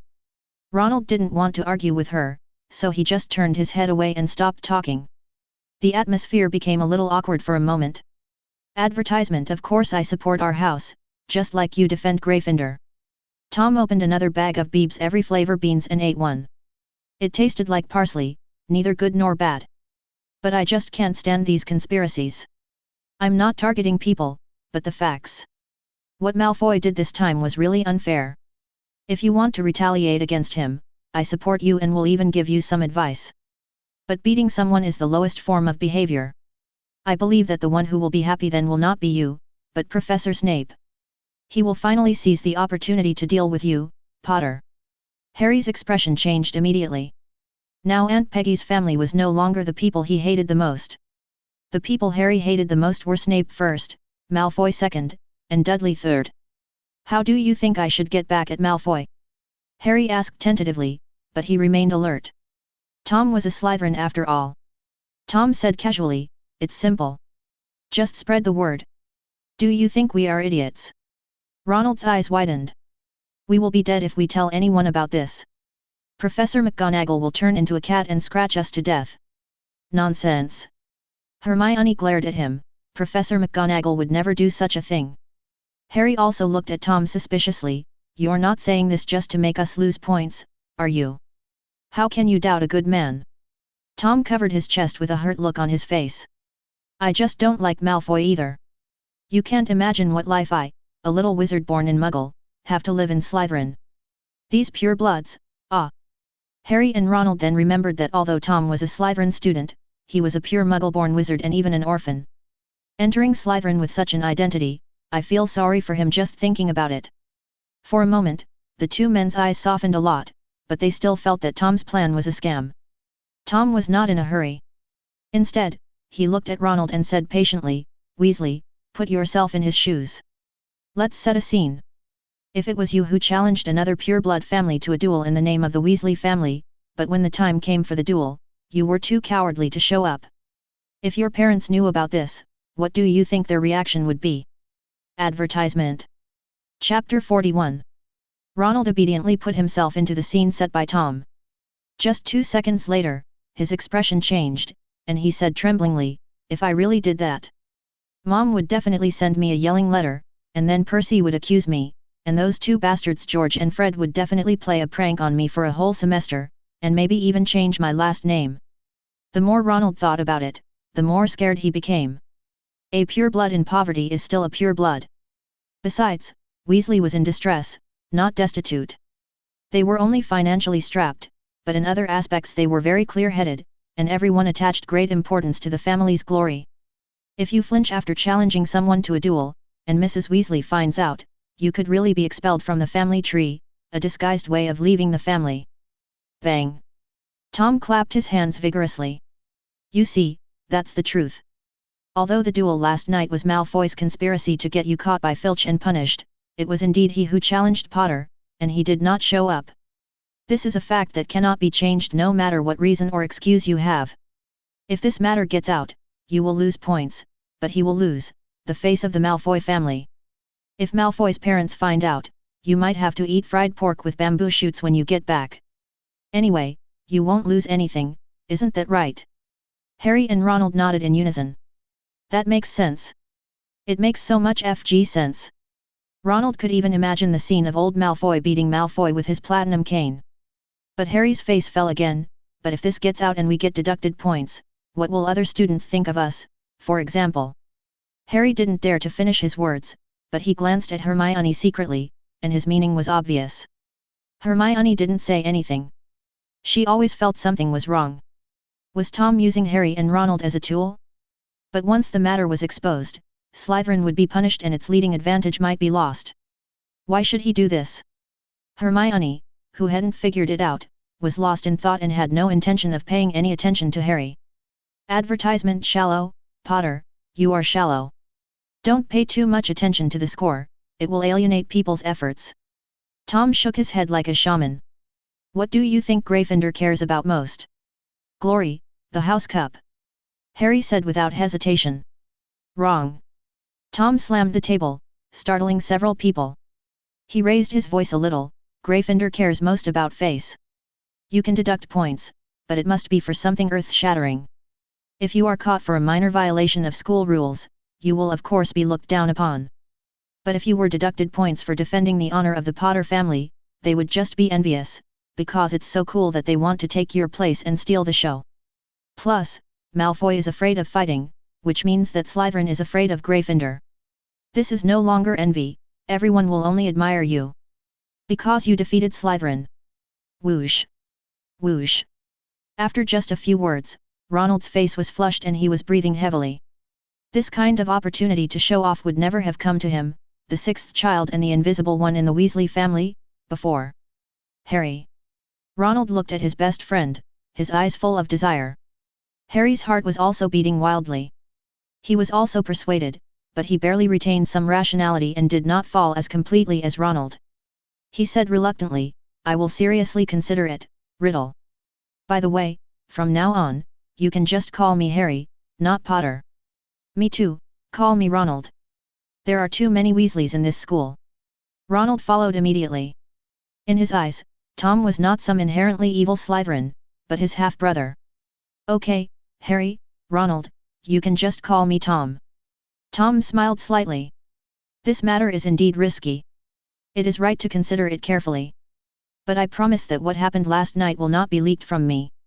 They both nodded gratefully. But let me remind you one last time. Tom seemed to have thought of something and added, everything has a time limit. If you delay too long and then expose this matter, it will not be effective. So if you have decided, you must implement it as soon as possible. Okay, I'm going to eat now, bye. Tom stood up and waved goodbye. Advertisement only the hesitant two and Hermione, who was still in deep thought, were left. The bait had been cast, and Tom was sure the fish would take the bait of its own accord. Looking at Harry's performance in the original book, he is definitely a standard Gryffindor-type reckless man, but he also has the shrewdness of a Slytherin in some places. Perhaps this is the flash of inspiration brought to him by the protagonist's halo. So it's possible that he resisted the urge to retaliate against Malfoy. But it doesn't matter, isn't there still a Ronald? What an ordinary person desires most is to become different and to stand out. Now that the opportunity is in front of him, he will definitely not let it go. So, Tom just has to wait until the moment of success comes. In potions class, Snape didn't know that his house might suffer a major reputational blow, and he was still making things difficult for Harry in class. In order to make himself happier, Snape broke up the good friend pair of Harry and Ronald, and considerately arranged Neville to be Harry's teammate. With these two talented people, Gryffindor's scores are like the rushing water in a river and the quicksand in one's hand, which cannot be retained no matter how hard one tries. Snape didn't even need to say anything. He just stood quietly behind the two of them. Harry felt as if he was being pricked by needles, and Neville was even more trembling and fidgeting. Coupled with his already poor memory, even after brewing a pot of potion, even with Snape's attainments as a potion master, he was not sure what they had brewed. Waste school property, do not listen carefully in class, and ignore the professor's guidance. Just like that, another 10 points left the Gryffindor scoreboard, and Snape happily announced the end of Get Out of Class. As for Tom, he hasn't looked at Tom in these classes. Harry was packing up the cauldron dejectedly, but he heard Malfoy's undisguised laughter. Potter, you and Longbottom must be tied up tightly. With the two of you in the potions class, there will never be a lack of negative material. Crabbe and Goyle were giggling like the supporting actors. Harry didn't say anything, but looked at Ronald calmly, saw the little flame in the other's eyes, and nodded heavily. Done. Advertisement. Chapter 42. People fight for a breath, Buddhas fight for a stick of incense. Since the day he entered school, no, since he got on the train, Malfoy had been harassing him like an annoying flea. Even Harry, who didn't want to cause any trouble, was completely infuriated. Even if both of them suffer losses, Harry is determined to give Malfoy a ruthless blow. Finally giving Malfoy a cold look, Harry took Ronald back to the dormitory and started getting ready. Tom didn't hang around outside either. Daphne went to have afternoon tea with her roommate, while he went back to the dormitory with his roommate. As soon as we entered the house, Nott, Roger and Sabini started to get busy. Nott put the stools in place, Roger wiped the table, and took out a lot of his own snacks and put them on Tom's table. Shibanai threw down his school bag and went out to get tea and water. They performed this set of movements very skillfully. According to Tom, this is a loving dormitory and they should learn to help each other. The three of them helped him serve tea and water and prepare snacks, while Tom helped them avoid being hung up and beaten by others. Don't worry about who beat you. Anyway, Zabanai and his men are living safely these days. Riddle, this is freshly brewed tea, be careful it's hot. Zabanai put the tea down with a smile. Tom read the book without raising his head. He just hummed and nodded slightly. After a while, when the tea was almost ready, Tom reached for the cup, his heart suddenly beating violently. This was the warning magic he prepared being triggered. Tom's eyes sharpened and a fierce light flashed in them. Poisoned? He thought these guys had completely behaved themselves, but he didn't expect they would still want to cause trouble for him. Everyone is petrified. A spell hits Shibanai, who was pretending to read an extracurricular book but was actually paying attention to Tom's situation. Not and Rosier both turned pale. Completion. Discovered. Advertisement. It looks like you all have a share. Tom glanced at the two of them, picked up the teacup, walked in front of Zabanai, whose eyes were wide open in horror, and filled him up. 1 second, 2 seconds, 3 seconds. Zabanai fainted immediately. This medicine. Tom raised his eyebrows. Is it the water of life and death? Not fell to the ground with a thud and hastily admitted, yes, it's the water of life and death, not some other poison, Riddle. This was Zabanai's idea. He was going to knock you out, hang you up and whip you, so that you can have a taste of that feeling. Even the potion was made by Zabanai himself. Rosier and I only provided the materials and provided cover. Nott's heart nearly jumped into his throat as he watched Tom's increasingly calm expression. Riddle, I've told you everything I know. Can you let me go this time? After being overtaken by Sabini last time, Nott secretly made up his mind that he must be faster than others next time. He even considered telling Tom before Zabanai drugged him. But after thinking about it, Nott felt something was wrong. This is not surrendering, but directly joining the enemy. Besides, if he succeeds, wouldn't he be able to get revenge?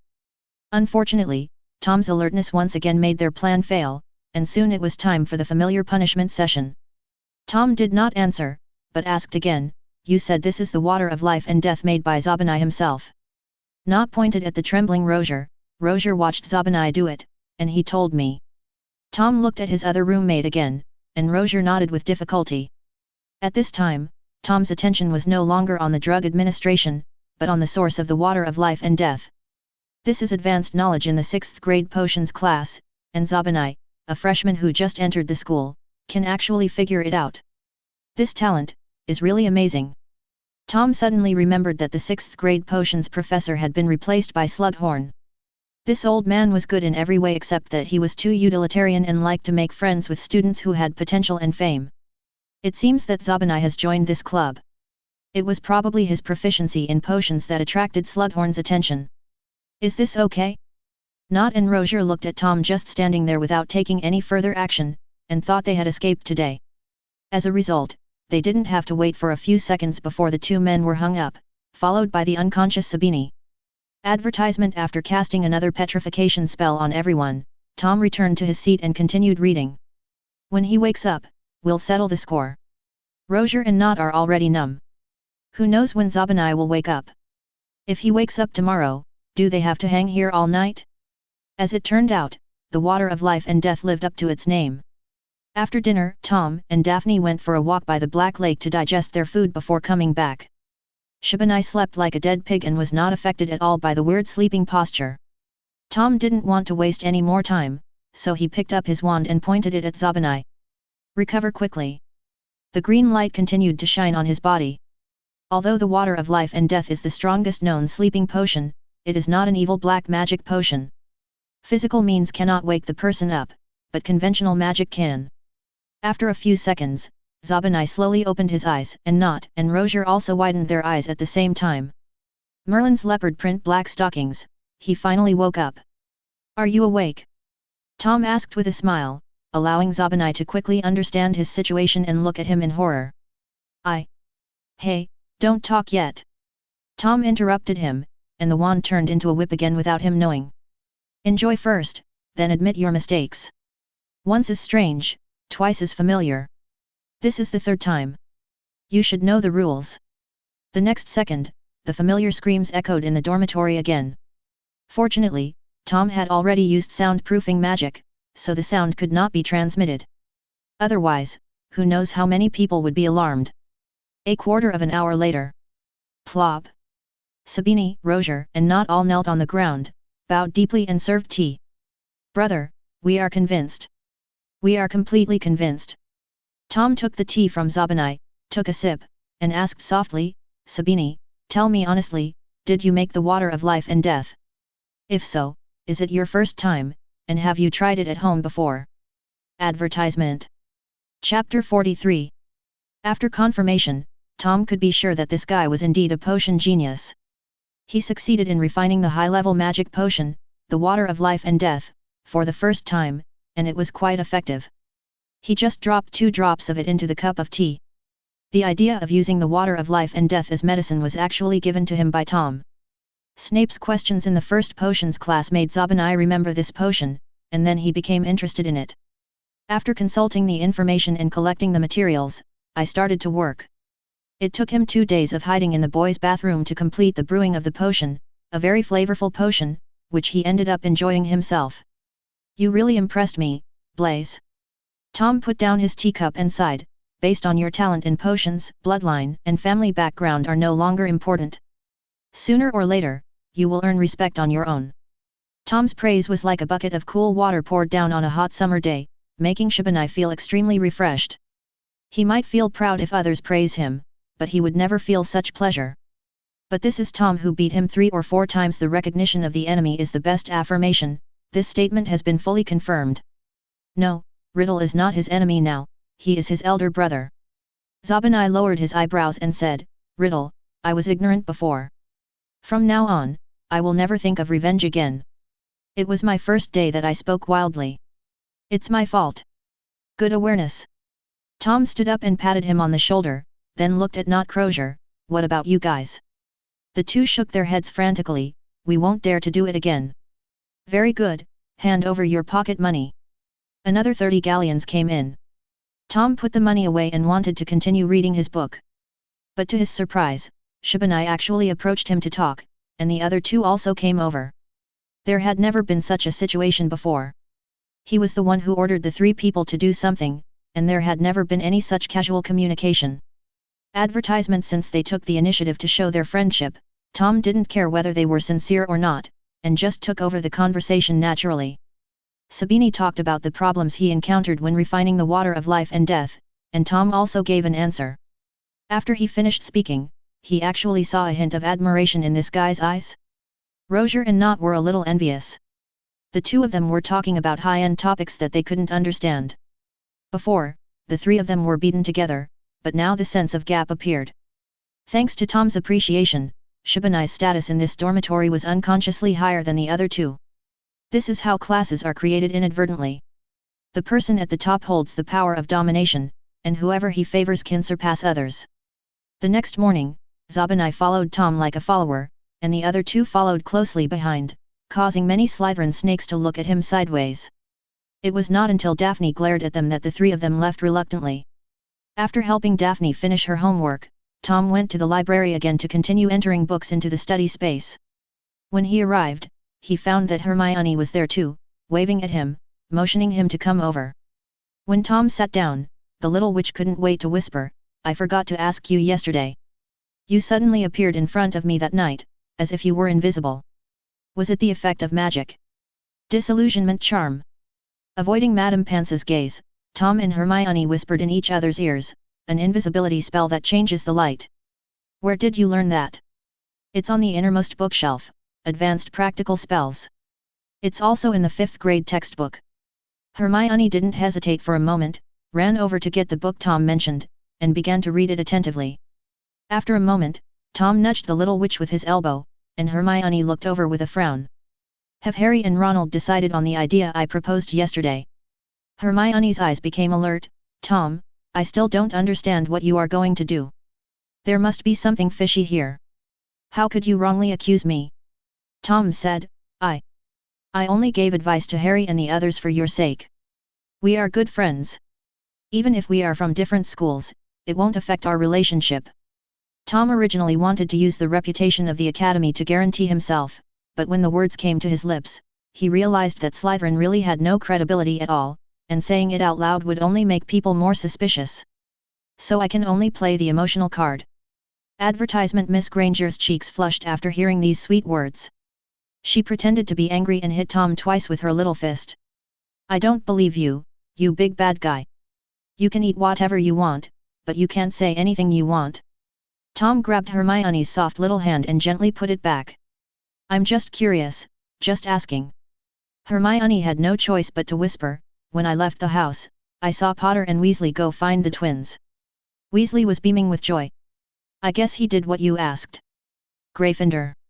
A group of little lions surrounded Ronald and Harry. In order to let more people see him, Ronald stood on the sofa, spitting everywhere.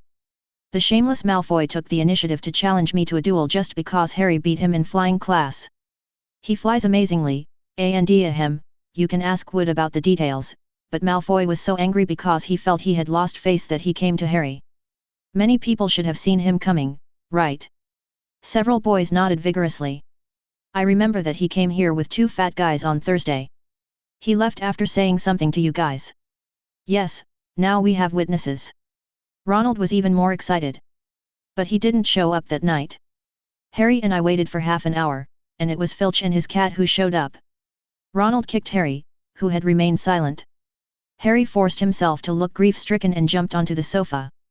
Ronald told me that wizard duels are very sacred battles, especially for purebloods like Malfoy, who care deeply about the honor of their family. If it was any other reason, I would never be fooled into going on a night tour. But this was a challenge to a duel from one of the 28 pureblood families, and he actually didn't come. Really? Harry hesitated for a long time and suddenly forgot the words. Fortunately, the twins are here to ensure he doesn't get bored. People's hearts have changed and the world is in decline. Advertisement. Chapter 44. Gryffindor has many virtues: courage, boldness, determination, and a focus on honor.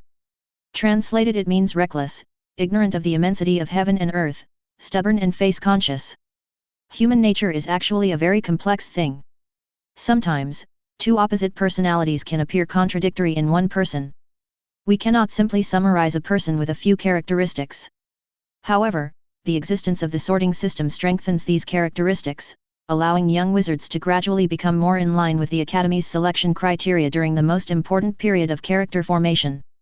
The young wizards in Gryffindor have basically been influenced, so when most people learned that Harry and Ronald dared to go out at night a week after they entered school, they admired and praised them, thinking that they were very brave. Only a few people, including Percy, frowned. Percy wanted to scold his brother and Harry, but he was also addicted to the story and did not speak out immediately.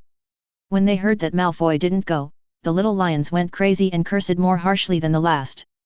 At the same time, there is a strong sense of pride. See? The Slytherin students didn't dare to duel with the righteous Gryffindors, and they didn't even have the courage to show up. Harry looked at his excited classmates and suddenly felt afraid of Tom. It's terrifying that a Slytherin can understand the psychology of Gryffindors so accurately. If Tom knew what Harry was thinking, he would definitely say that it was unnecessary. Generally speaking, anyone with a little bit of intelligence can handle a reckless man and a fool. When everyone was a little quieter, Harry shouted loudly, I'm not saying this to show off, I just want to remind everyone to be careful in the future. If Malfoy or other Slytherin students ask you to duel, don't be fooled. They will definitely not go. There was another round of laughter. Harry said this very nicely, but it was the twins' idea. He and Ronald were incapable of thinking of such an idea. As for whether you are worried that after they remind you, this matter will really become a secret, there is no need to think about it. Advertisement. As a Gryffindor, if he didn't take this opportunity to severely discredit Slytherin and laugh at Malfoy, would he still be qualified to be a Gryffindor? As soon as Harry finished speaking, several students left the common room. It was obvious where they were going. Harry and Ronald smiled at each other. Done. All weekend long, word spread through the castle that Malfoy had shirked his duel. The little Gryffindor lion turned into a walking megaphone, and when he met Hufflepuff and Ravenclaw's friends, he laughed and described Harry's story in vivid detail. When they meet a Slytherin who is inherently evil, they make sarcastic remarks, which confuses the person making the remarks and makes them unable to understand the cause and effect. It is human nature to join in the fun. The little wizard Hufflepuff was more indifferent and just laughed foolishly on the side, but someone from Ravenclaw had already left the scene. Come to think of it, there has been quite a bit of grudges between Slytherin and Ravenclaw over the years. How do you think Snake Academy won 6 consecutive championships? Gryffindor poses no threat and there is no need to target them, as they will deduct points from themselves. Hufflepuff is a peaceful person with a low sense of presence, so you can hardly find them whether you are adding or deducting points. The only one that can be considered a competitor is Ravenclaw. If they also have a dean who doesn't want to, a dean who only cares about the students of his own college, then it's hard to say who will win the House Cup. Therefore, seeing a good opportunity to take advantage of the situation, there was no way that the Ravenclaw students would let Slytherin go. They directly used their own strengths to give Malfoy a head-on blow. A Ravenclaw girl wearing glasses, unkempt but exuding a strong bookish air, was holding a book, with a gleam of light reflecting off her glasses. You see, what Draco Malfoy did was not a sudden whim, but a family tradition. There is a reason for it. Advertisement: his great-great-great-grandfather used strong croton on a Muggle knight's horse during a duel, causing the knight to lose his horse the next day. He won the victory in a despicable way. And Malfoy's great-great-great-grandfather's younger brother bribed a large amount of money in a duel with a powerful wizard, manipulated off-site gambling and earned a large amount of gambling money, making an important contribution to the development of the Malfoy family. Surrounding this girl were not only students from Ravenclaw, but also many from the other 2 houses, all with expressions of sudden enlightenment. I originally thought it was a personal reason, but I didn't expect it to be a family tradition. The more the girl dug, the more excited she became. This Malfoy family is really too revealing. They even boasted that they were the epitome of pure blood and had no Muggle blood, but their ancestors actually received the fiefdom from William the Conqueror, which is now their ancestral home. In the 16th century, there was a man named Lucius I who failed to pursue Elizabeth I. He was suspected to have cursed her out of anger, allowing her to contact the Muggle Queen. This is enough to prove how close the connection between the Malfoy family and Muggles was back then. Some things are so heavy that they cannot be weighed even if you weigh them 1,000 pounds. With the concerted efforts of the young wizards, the dark history of the Malfoy family was completely uncovered. The young wizards who had gotten some dirty information were so excited that they taunted and sneered at each other, and searched the castle for the Slytherin members who were left alone. Now, even the Slytherin students understood what was going on, and their faces became gloomy. On Monday morning, when little Snake was eating, he had to endure the teasing looks from the other 3 colleges and wanted to bury his face in the plate. Only Tom was like nothing had happened, slowly spreading butter on his bread. And when Malfoy appeared, the hall erupted in boos and laughter. Malfoy's face turned pale, and before he even sat down, he hurriedly took 2 pieces of bread and ran out of the hall. The teachers sitting in the guest seats naturally saw the loud noise and the strange atmosphere, but they were all confused. Dumbledore looked at Snape inquiringly. Snape stood up and left with a stern face, taking a Slytherin prefect with him. Outside the hall, the prefect explained the reason. Snape felt dizzy and almost fainted. Slytherin's reputation is ruined. Advertisement. Chapter 45. Human potential is endless, and Snape never expected that a first-year student could cause him such a big trouble. Although it was Malfoy who was embarrassed, it was obvious that the other 3 houses had escalated the matter to the level of the house. Malfoy is the representative of Slytherin. It's like one bad apple spoils the whole barrel. No wonder his students had been swallowing their anger just now. This was not the Slytherin style at all, it was shameless and unreasonable. If you ask him to come, he won't even have the face to say anything. Snape now had the urge to escape. If Professor McGonagall knew about this, the look in his eyes would definitely be very interesting. But he had to go back, as Dumbledore was still waiting for his letter. Snape impatiently drove away the prefect who had been called over, returned to the guest seat with a sullen face, and whispered something to Dumbledore. The old man's expression became visibly strange. Although Snape lowered his voice, he couldn't just say it right into Dumbledore's face. Several deans sitting nearby had already pricked up their ears and heard most of what was said, with equally interesting expressions on their faces. Professor Sprout was cheerful and it had nothing to do with her, so she just treated it as a joke. Professor Flitwick was also smiling, but he was frowning. Professor Flitwick is extremely fond of dueling and was a dueling champion when he was young. In his opinion, dueling is an absolutely sacred thing and he is dissatisfied with Malfoy's behavior. As for Professor McGonagall, she no longer knew what expression she should show. Dumbledore was also confused. He thought something big had happened just now, but it turned out to be this kind of dispute. But the matter was not big, so it was difficult for him to handle it. Could he shut the little wizards up and stop them from discussing? Advertisement: Professor McGonagall. Snape turned his attention to McGonagall. Besides everything else, it is an established fact that Potter and Weasley violated school rules and visited the castle at night, right? Knowing that Snape was taking his anger out on his students, Professor McGonagall was also unhappy. Snape, why did Potter and Weasley go out for a night walk? Shouldn't we ask Mr. Malfoy first? We always have to find the culprit first before discussing the punishment. Professor McGonagall emphasized the word culprit very much. Snape understood what she meant and his face twitched with anger. In that case, call them over. Dumbledore acted as a peacemaker, and the two men snorted and didn't look at each other. 15 minutes later. Harry, Ronald, Malfoy, Crabbe, Filch and his cat, the parties involved, cats, were taken to a small room on the side of the corridor. Dumbledore didn't come, only the two head of houses involved did. He believed that Professor McGonagall would handle the matter impartially, and even Snape believed that Professor McGonagall would handle the matter impartially and would not favor students from his own college. That was called credibility, and it was something Snape had absolutely no part of. Potter, tell me. Professor McGonagall looked at the two of them sternly. Did you two go out on a night out on Thursday night and visit the trophy display room as the rumors say? That's them, Professor McGonagall. Before Harry could say anything, Filch spoke up first. I almost caught up with them that day. It was Peeves, the damned one. He was covering for these bad students and distracting me. Filch, I will ask you about this in a moment. Please keep quiet now. Professor McGonagall calmly told Filch to shut up before continuing to stare at Harry. Yes, Professor. Ronald and I did go to the trophy room at midnight on Thursday. Not long after we got there, Mr. Filch and his cat showed up. Their destination was very clear, they were after us. Things had come to this point and Harry couldn't back down. He simply revealed the fact that he was wandering around at night and took Malfoy with him to die together. Of course, he wasn't stupid enough to call out Hermione and Neville, and Tom was also selectively ignored. This was enough to kill Malfoy. Advertisement: Mr. Malfoy, what do you have to say? Professor McGonagall did not criticize Harry immediately, but turned to look at Malfoy. At this time, Malfoy's face was pale and bloodless. He hesitated for a long time and could not say anything. Snape looked at Malfoy with a death stare, as if he were looking at a dead person. Filch, did Mr. Malfoy tell you that someone would be in the trophy room? No, it's the big guy who always follows him. He's not here today. That would be Mr. Goyle. Professor McGonagall nodded and concluded, the situation is clear.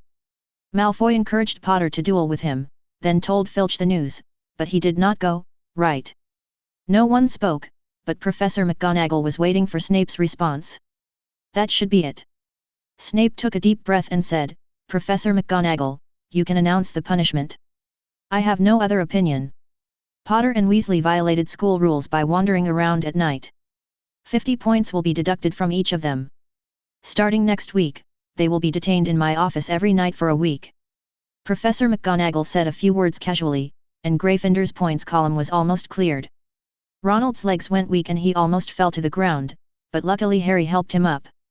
But Harry's own situation was not much better. He had prepared himself for the punishment, but he didn't expect it to be so severe.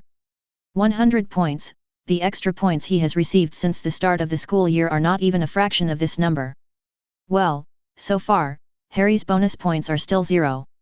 Normally, Snape would have laughed when he saw Gryffindor getting so many points deducted and Harry having to go into detention. But today he didn't, instead his expression became even more serious. Malfoy is so cruel to his own people. Sure enough, Professor McGonagall's next words confirmed Snape's guess. Mr. Malfoy, although you did not violate the school rules for night walks, it is not allowed to initiate a duel without authorization, and you also deceived your classmates. For the sake of your family's reputation, I will announce to the public that you and Mr. Crabbe also went out for a night out. Therefore, Slytherin will also be deducted 100 points, and both of you will need to go to Professor Snape's office to receive detention as punishment. I've finished speaking, who among you has any objections? Advertisement. Chapter 46. At lunchtime, almost everyone who came to the hall to eat saw the Gryffindor score column almost completely disappearing, and the Slytherin score column suddenly cut in half. Professor McGonagall also explained the reasons for the deduction in front of all the students in the school. However, although she had defined the matter, points were deducted because of night wandering, and she did not mention the word duel. She could not control what the young wizards thought. At least now, it has been confirmed in people's minds that Malfoy is afraid of fighting. Not only did he bring shame to his family, but he also caused Slytherin to be deducted a huge number of points, ruining their good lead. Now, many little snakes looked at Malfoy with unfriendly eyes. As for the Gryffindors, although they were sad about the score, they were all happy that Harry and Ronald could drag Slytherin into the fun. As long as Slytherin was unlucky, it wouldn't matter if Gryffindor lost some points. If it is not deducted today, it will definitely be deducted one day in the future. It is only a matter of time. What's more, Harry reminded them to keep the secret that day and not to tell anyone, so everyone was wrong. Tom was also very happy. Now Ravenclaw was the first in the house, and Slytherin was far behind. Now Professor Snape should be able to notice his importance, right? Sure enough, when it came to Friday's potions class, Snape, contrary to his usual behavior, thought of Tom, the little extra score expert, and the first half of the class became a question-answering competition for the two of them. Snape kept asking questions, and Tom answered them one by one. If the answer is correct, then of course some points will be added to Slytherin. However, Snape would not go too far and would occasionally pass the problem on to others, striving to be fair and just. For example, Longbottom and Finnegan. But who made them unable to answer? Don't blame him for not giving Gryffindor extra points. After class, Tom and Snape looked at each other and smiled at the same time. It was the first time that such a harmonious scene appeared between them. Advertisement, but Snape quickly regained his composure, returned to his expressionless state, and left the office with the textbooks. But he had to admit, having a student like Tom was indeed a pleasant thing. He has a wide range of knowledge and can understand things very quickly. Between books and his words, he chooses to believe his arguments without hesitation. This is so cool. But why did this person have to be Tom Riddle? Snape felt very uncomfortable. Miss Granger was also upset. She was complaining to Tom about Snape's unfairness. Tom answered 20 questions in the whole class, but she only answered 2, one of which was wrong. 1 plus 1 minus was equal to nothing. Then you should go and talk to Snape. Tom was in a good mood. Another professor noticed his excellence, and such days would continue for some time. Once Snape tastes the sweetness, it will become a habit and he will habitually give him extra points. However, in order to make Snape more daring, he also had to create some difficulties for Slytherin to win the championship. No, it cannot be said to be difficult to manufacture. He was just returning the points that the biased dean had deducted from other students. That was so fair. When Hermione heard what Tom said, her mouth puffed up like a hamster, which was very cute. Go to Snape to argue? Did he feel that he had a strong psychological endurance and wanted to find some excitement, or did he feel that Gryffindor had too many points and had to give some away? Daphne looked at Hermione's deflated look with a smile on her face. Hermione glared at her for gloating over her misfortune, and Daphne didn't tolerate it and glared back at her. But given their cute looks with some baby fat, the looks didn't have any lethality at all. It was just like a competition between friends. Even Tom didn't care. Advertisement: these two people have been at odds with each other for a long time, but fortunately, it is only at the verbal stage and at most it is just a quarrel. Their ability to act is not even as good as that of Zabanai and his gang, but at least those guys planned 2 revenge operations. I say, do you want to go for afternoon tea together? Yes, the 2 little witches said in unison. Okay, let's go to the atrium. There aren't many days left where we can eat outside. Tom's proposal was agreed by the 2. The weather has been getting colder recently. Once October comes, they probably won't even want to go out of the castle. The 3 of them walked up the stairs talking and laughing, and even Tom didn't notice that behind them, Malfoy's eyes were full of resentment. This week should be the darkest week in Malfoy's life. Not only was he ridiculed by students from other colleges, but even many students from his own college thought that he had discredited Slytherin. It was vague that Malfoy had been isolated. Apart from his 2 followers, only Pansy Parkinson was willing to talk to him. What made Malfoy even more angry was that some big mouth passed the news back home, and his father actually found out what he had done and sent a letter to scold him. Malfoy swore that he had never seen his father say so many dirty words, and the curses were as ugly as they could be. Malfoy was already in a bad mood, and after seeing Tom steal the show today, his mentality was completely unbalanced. Why is he isolated and despised now? Tom, a low-class wizard of Muggle origin, can live like a duck in water in Hogwarts, and his 3 roommates have become followers like Crabbe Goyle, and the key is that they are smarter than his followers. The most beautiful girl in the first year of Slytherin is always hanging out with Tom, and as the eldest son of the Malfoy family, he has only Pansy Parkinson, who is so ugly that he can't eat her. Don't use the impression of the previous movies as they are too good, by his side. Comparing the two, Malfoy realized that his enemies were not just Potter and the red-haired Weasley, there was someone in the academy who was stealing his limelight. He is just a mudblood with no background and no pedigree. As long as Tom is stepped down, he can intimidate others and his lost status will definitely be restored to a large extent. Malfoy's eyes rolled as he had an idea in his mind. Gall, you are like this. Advertisement. Chapter 47. On Friday night, most students have entered holiday standby mode, feeling laziness all over. They temporarily put aside their homework and classes and enjoy their leisure time. Tom was also combining work and rest, playing gobstones with Daphne. According to Andrus, Tom has now entered a new stage, which does not refer to strength, but to the understanding of magic.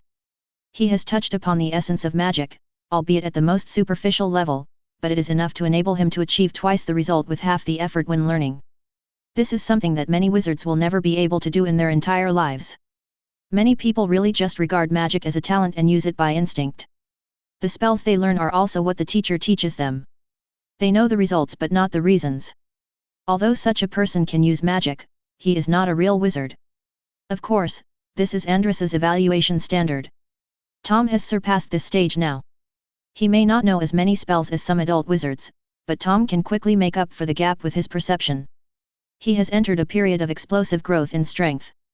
Andrus's guidance accounts for 3 points of the credit, the learning space accounts for 3 points, the extraordinary state plus the effect of physical practice accounts for another 3 points, and the remaining 1 point is Tom's own talent. This shows how important excellent teachers and a good learning environment are. Harry is the most typical negative example. He inherited Lily Evans' talent in potions, but it was never shown before because he didn't get along with Snape. After changing to Slughorn and adding a notebook from Snape's student days, Harry quickly stood out and was rewarded with a Felicia Ricci potion. You lose again, Daphne. Tom accurately bounced Daphne's pink gobstone back into her pit. The bounced-back gobstone immediately sprayed a foul-smelling liquid at the girl. Even though she was prepared, she still couldn't dodge it. Gobstones is similar to the Muggle world's marble game, where you need to use your own stones to bounce your opponent's stones back into their holes, with each successful one spraying a foul-smelling liquid as a punishment. After only half an hour of playing, Daphne had already been sprayed 6 or 7 times. Really, Tom, won't you let me win for once? The girl angrily picked up the deodorant spray and sprayed it on herself. The pungent smell immediately dissipated and she turned into a fragrant little princess again. Okay, I'll just use my left hand this time. Tom raised his left hand in signal and put his right hand behind his back. Daphne pouted, no, I have to act twice before you can act once. Advertisement. Okay, I'll do as you say. The little witch immediately smiled, not only because Tom agreed to her conditions, but also because she enjoyed the feeling of being indulged. Just as Daphne regrouped and prepared to play the stone, a shadow fell over the chessboard. Riddle, you seem to be having a lot of fun. Do you know that you are disturbing my studies? Daphne looked at the person who was complaining about them in shock. It was Goyle who spoke. Everyone knows that this idiot doesn't study at all. He follows Malfoy all day long, always has snacks in his mouth, and never does his homework by himself. He is a useless guy who is not good at anything and only cares about eating. After being shocked, Daphne's face darkened. Gore, if you have nothing to do, go eat your snacks and don't come here to seek a sense of existence.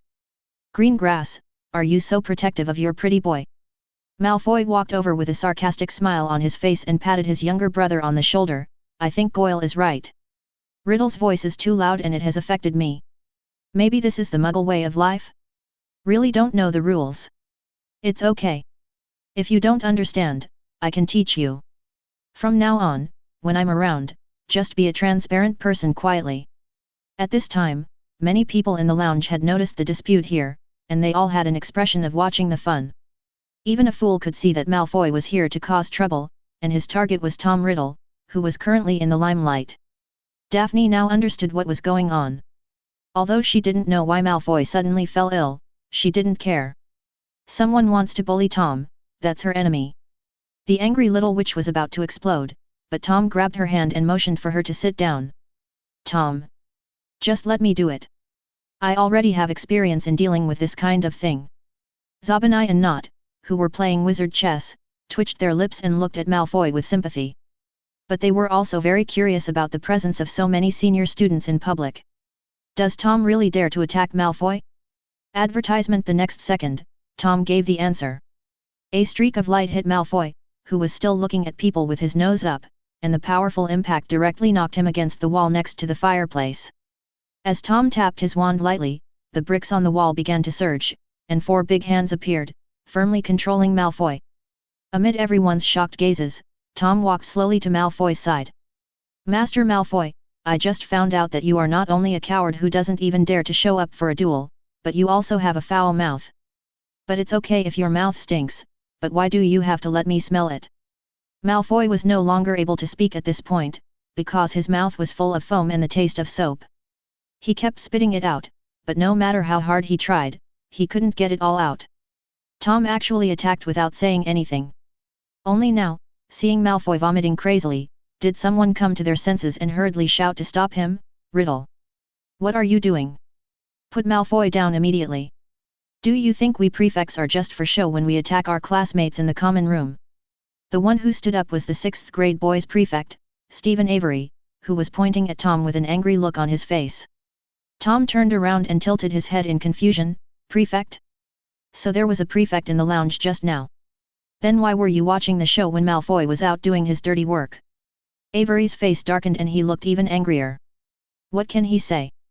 Is it okay for purebloods to bully Muggle wizards, but it is not okay for Muggle wizards to attack purebloods? Although he thought so, he couldn't say it. Because the headmaster of this school is Dumbledore. These unspoken rules of their purebloods must never be made public. Riddle. Stephen Avery said in a deep voice, as a prefect, I order you to put Malfoy down, and this matter ends here. Tom scratched his ear, not caring at all. Prefect?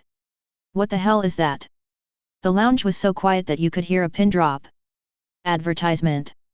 Chapter 48. Avery's eyes widened in shock. He couldn't believe that in Slytherin, a place with strict class structure, someone would dare to challenge the authority of the prefect. For a moment, he didn't know how to respond to Tom. Avery froze in his tracks, but Crabbe and Goyle knew what to do. Goyle rushed towards Tom, shouting, Let go of Draco, you damned mudblood. Crabbe followed. Both of them were freshmen, but they were fat and strong, and even stronger than the senior students. Nott and Zabani looked at each other without saying anything.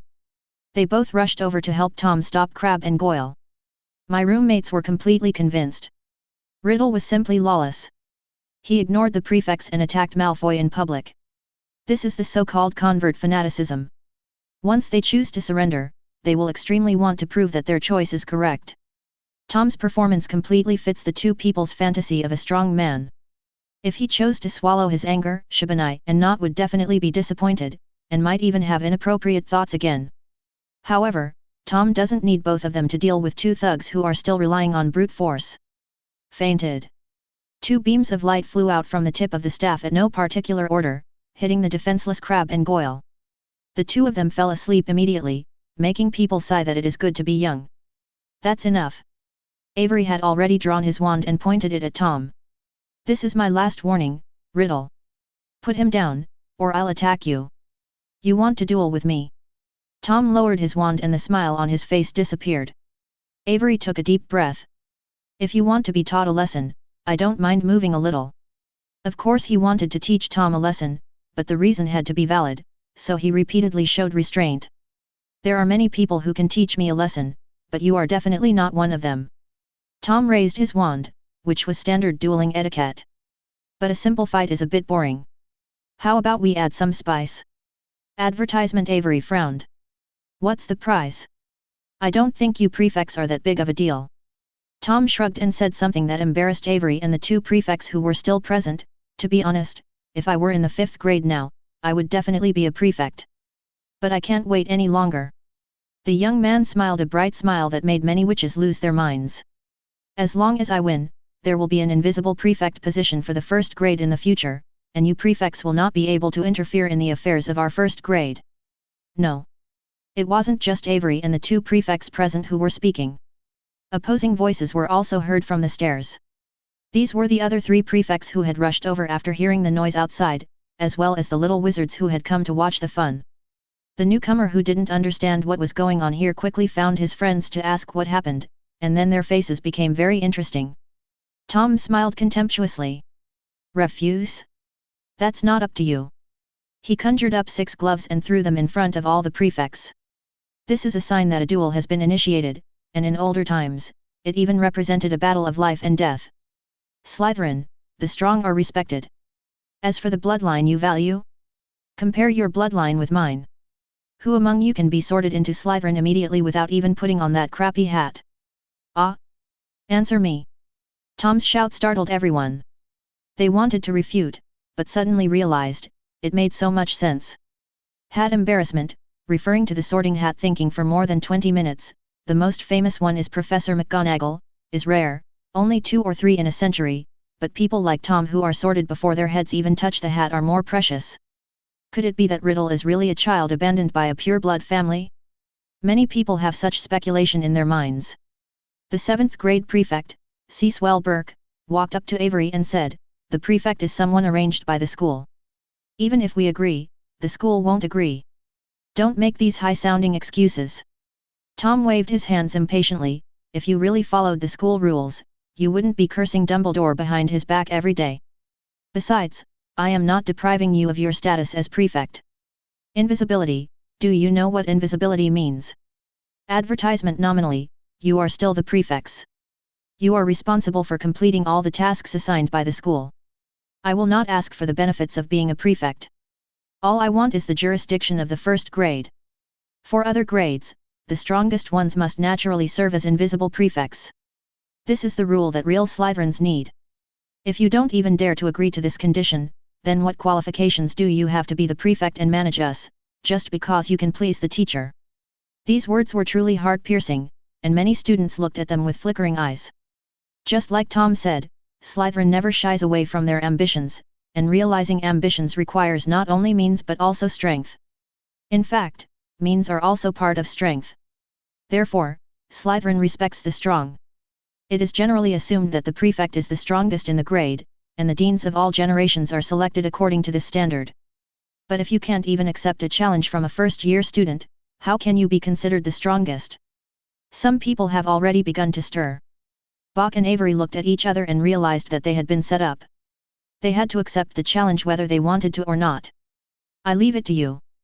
Bach patted Avery on the shoulder and stepped back. Riddle, we agree to your terms. As long as you can defeat all our prefects, you will be the invisible prefect.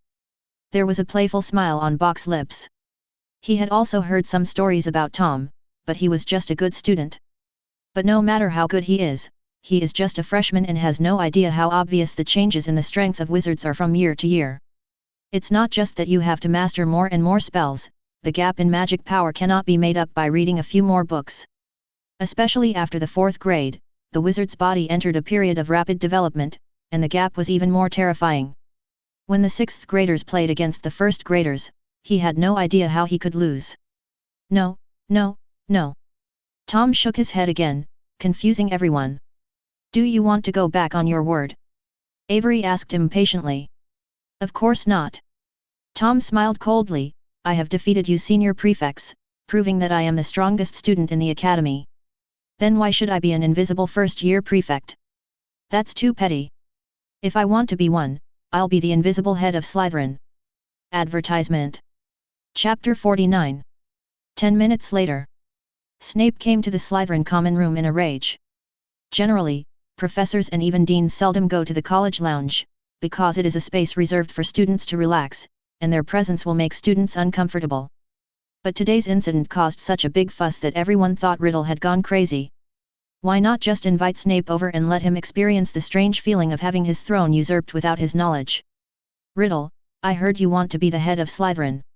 Ignoring the others, Snape came in and questioned the culprit, and as for the victim, he just glanced at it and paid no more attention. Tom thought Malfoy was too noisy and fainted. Snape was in a bad mood at the moment. In the afternoon, he had worked happily with Tom and earned a lot of points for Slytherin. Find something for him to do at night. Could it be that this Tom Riddle was assigned by Dumbledore specifically to annoy him so that he would have no time to target Harry? Professor, you are joking. Tom smiled harmlessly and said, I'm just a student. How can I become the dean directly? I just thought these purebloods were too annoying, so I came up with this idea. Your plan is to take advantage of me. Snape said sarcastically with a cold smile, Invisible Dean. You are so arrogant. You want to be on an equal footing with me in your first year. When you are older, shouldn't you be the headmaster, puff? Many students laughed out loud and looked at Tom jokingly, wanting to see how he would respond. Tom was not at all annoyed by the ridicule. He just waved his hand calmly, not really, not really. I just want to study hard and avoid unnecessary troubles. Being the Invisible Dean is enough for me. If that doesn't work, I can just change the name to something else, like, the Uncrowned King of Slytherin. The old bat looked as disgusted as if he had eaten a fly. You might as well not change it. Advertisement. This sounds more awesome than me. Don't use flowery language here. I'm not here to argue with you. Snape waved his sleeves. Although the invisible headmaster is nonsense, the invisible prefect you mentioned is quite interesting. As long as you can win Avery, you will be the invisible prefect of the first grade. The other grades can also duel freely and select the strongest person in their grade to become the invisible prefect. Snape hated Voldemort because of love, but he was still a Slytherin at heart and admired the strong, otherwise he would not have chosen to be a Death Eater. So he did not object to Tom's proposal and even extended it to all grades. By the way, this is a good opportunity to find out more about Tom Riddle. He always felt that this kid was mysterious and he didn't feel any fear towards him at all. People like this either don't know their place or, they have something to rely on. Tom Riddle is smart, not an arrogant ignorant idiot like Potter, so it's obviously the latter. After hearing Snape's arrangement, except for a few current class leaders who were dissatisfied, students from other grades began to get restless. It was simply a gathering of ambitious people. Without waiting for Tom to answer, Snape took out his wand and waved it repeatedly. Suddenly, all the tables, chairs, and sofas in the room floated up, and then piled together against the wall, leaving enough space for Tom and Avery to fight. I am the referee of this match. The use of unforgivable curses and uncontrollable black magic is not allowed. Ordinary black magic and evil spells can be used. I am confident that I can cure you. Snape smiled at Tom again. He really wanted to see Tom being humiliated, so he relaxed his requirements. I'm fine. That's fine with me. Both parties nodded, took 2 steps back, raised their wands and bowed. After the formalities were completed, Snape shouted, "The duel begins." Almost as soon as he finished speaking, Avery began to move quickly, muttering to himself. Armor protects you. Expelliarmus. The transparent protective shield first wrapped him up, and then a red light suddenly shot out and shot towards Tom at a rapid speed. Advertisement. From this series of actions, it can be seen that Avery, the 6th grade class leader, is no ordinary person. He definitely has certain dueling experience and is very skilled in casting spells. In fact, this is also the advantage of purebloods over muggle-born wizards and half-bloods. They have combat experience and teaching heritage passed down from their parents and ancestors. As long as they are willing to learn, they can be far ahead of others. This is the gap caused by the knowledge barrier. Tom raised his wand lightly, deflecting the disarming spell that was coming at him, and then turned the tip of the wand downward. The flat and hard ground immediately became soft and undulating, and Avery, who was about to launch a second round of attack, stumbled and almost fell. He quickly cast a solidifying spell to try to stabilize the ground. But Tom's attack had already arrived. An ordinary barrier spell hit the armor spell, but the effect was unexpectedly good, destroying the protective shield in one blow. 10,000 bullets fired at once. Avery pulled away, and more than a dozen red-hot charcoals flew out of the fireplace and hit Tom. When you are unable to stand firmly, the hit rate of directional spells will be reduced, and using area spells will indeed be more effective. The wind is dancing. A gust of wind arose out of nowhere, and the turbulent airflow blew the charcoal back to Avery. He was frightened and dodged in a hurry, but was still hit by 2 pieces of charcoal. The hot charcoal burned him and made him grimace, and Tom suddenly felt bored. Is this the level of a 6th grade class leader? It seemed like it was going well, but as soon as it fell into a disadvantage, it became panicked and didn't know how to deal with the enemy's attack. Just 2 simple spells had cornered him. Expelliarmus. Miss. The quick, accurate, and ruthless disarming spell hit Avery, and the wand in his hand spun backwards and landed in Tom's hand. Without his wand, a wizard is no different from a lamb to be slaughtered. The battle is over. Snape's face was cold and emotionless as he glanced at Avery, who was covering his wound, and announced, "Tom Riddle wins. From now on, he will be the invisible prefect of Slytherin's first year." Advertisement. Chapter 50. Snape was unhappy now. Avery's performance was so bad that even he, the dean, felt ashamed. A 6th grade student was played around like a monkey by the freshmen. He lost easily and felt particularly aggrieved. He didn't make full use of his pretty good skills at all. This wave is a crush of both IQ and skills. However, the tip of the iceberg that Tom revealed still shocked Snape. The power of the spell is not the only factor that can determine whether a wizard is powerful or not. The proficiency in spellcasting, the arrangement of tactics, and the combination of various spells are also very important. Tom just completely mastered the rhythm of the battle. He used the softened floor to affect Avery's movement, limiting his movement space while affecting his opponent's spell-casting accuracy. He then used a beautiful gust spell to directly bounce back Avery's magic. If these tactics were used by an adult wizard, they would be considered brilliant. But Tom is a new student who has been enrolled for less than a month. This is not just beautiful, it's simply weird. What Snape couldn't understand the most was Tom's first move, which was to easily deflect Avery's disarming spell. To the students, this seemed like just blocking an attack, no different from the armor curse.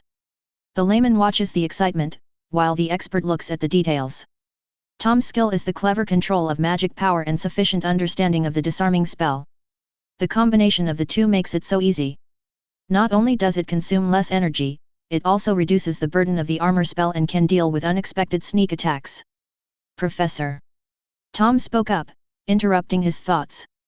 Snape glanced over subconsciously. Tom smiled slightly and remained polite. "Although you said that as long as I successfully defeat Avery, I can become an invisible prefect, logically speaking, today's matter should end here. But I've already thrown away my gloves. After all, I'm not someone like Malfoy who has a flexible bottom line." Even in such a serious moment, many people smiled.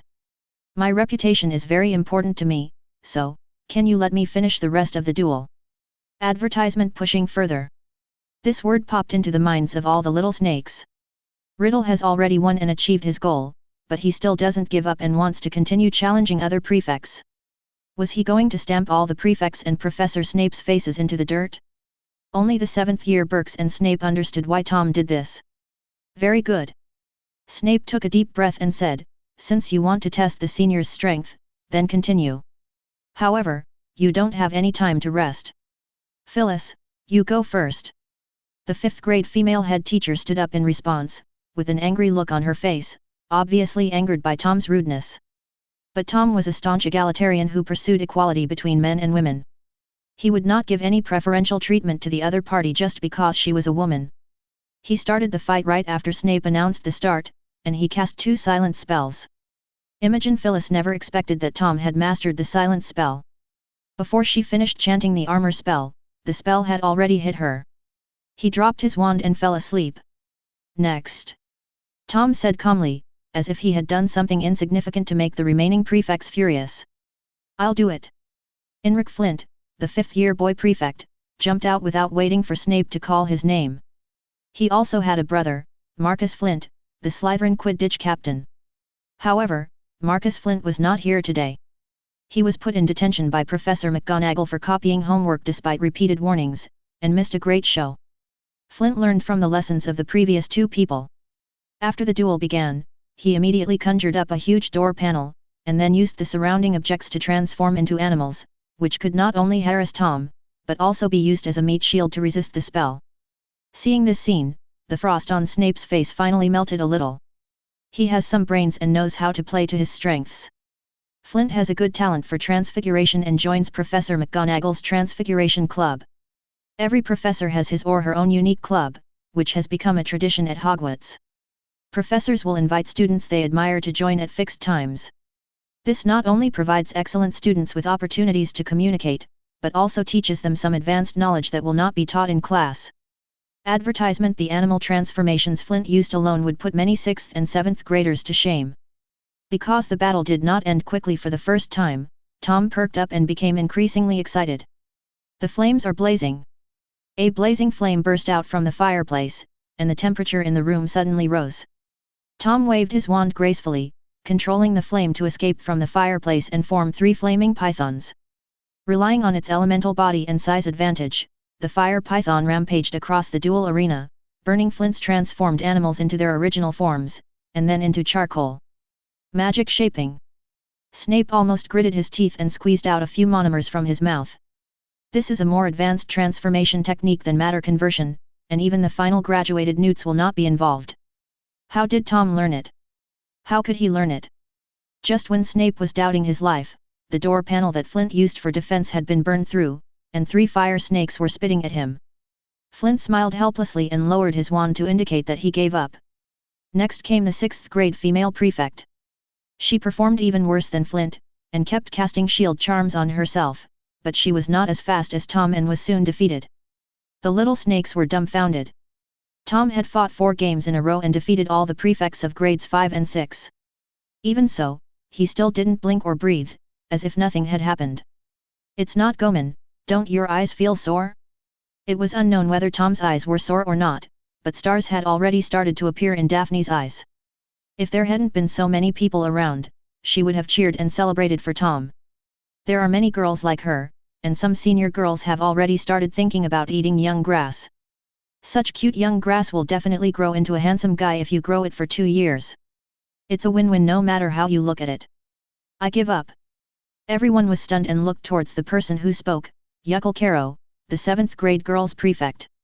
Facing the gazes of the students, she just smiled slightly and cast a wink at Tom. "I am no match for Riddle, so I won't go up and humiliate myself.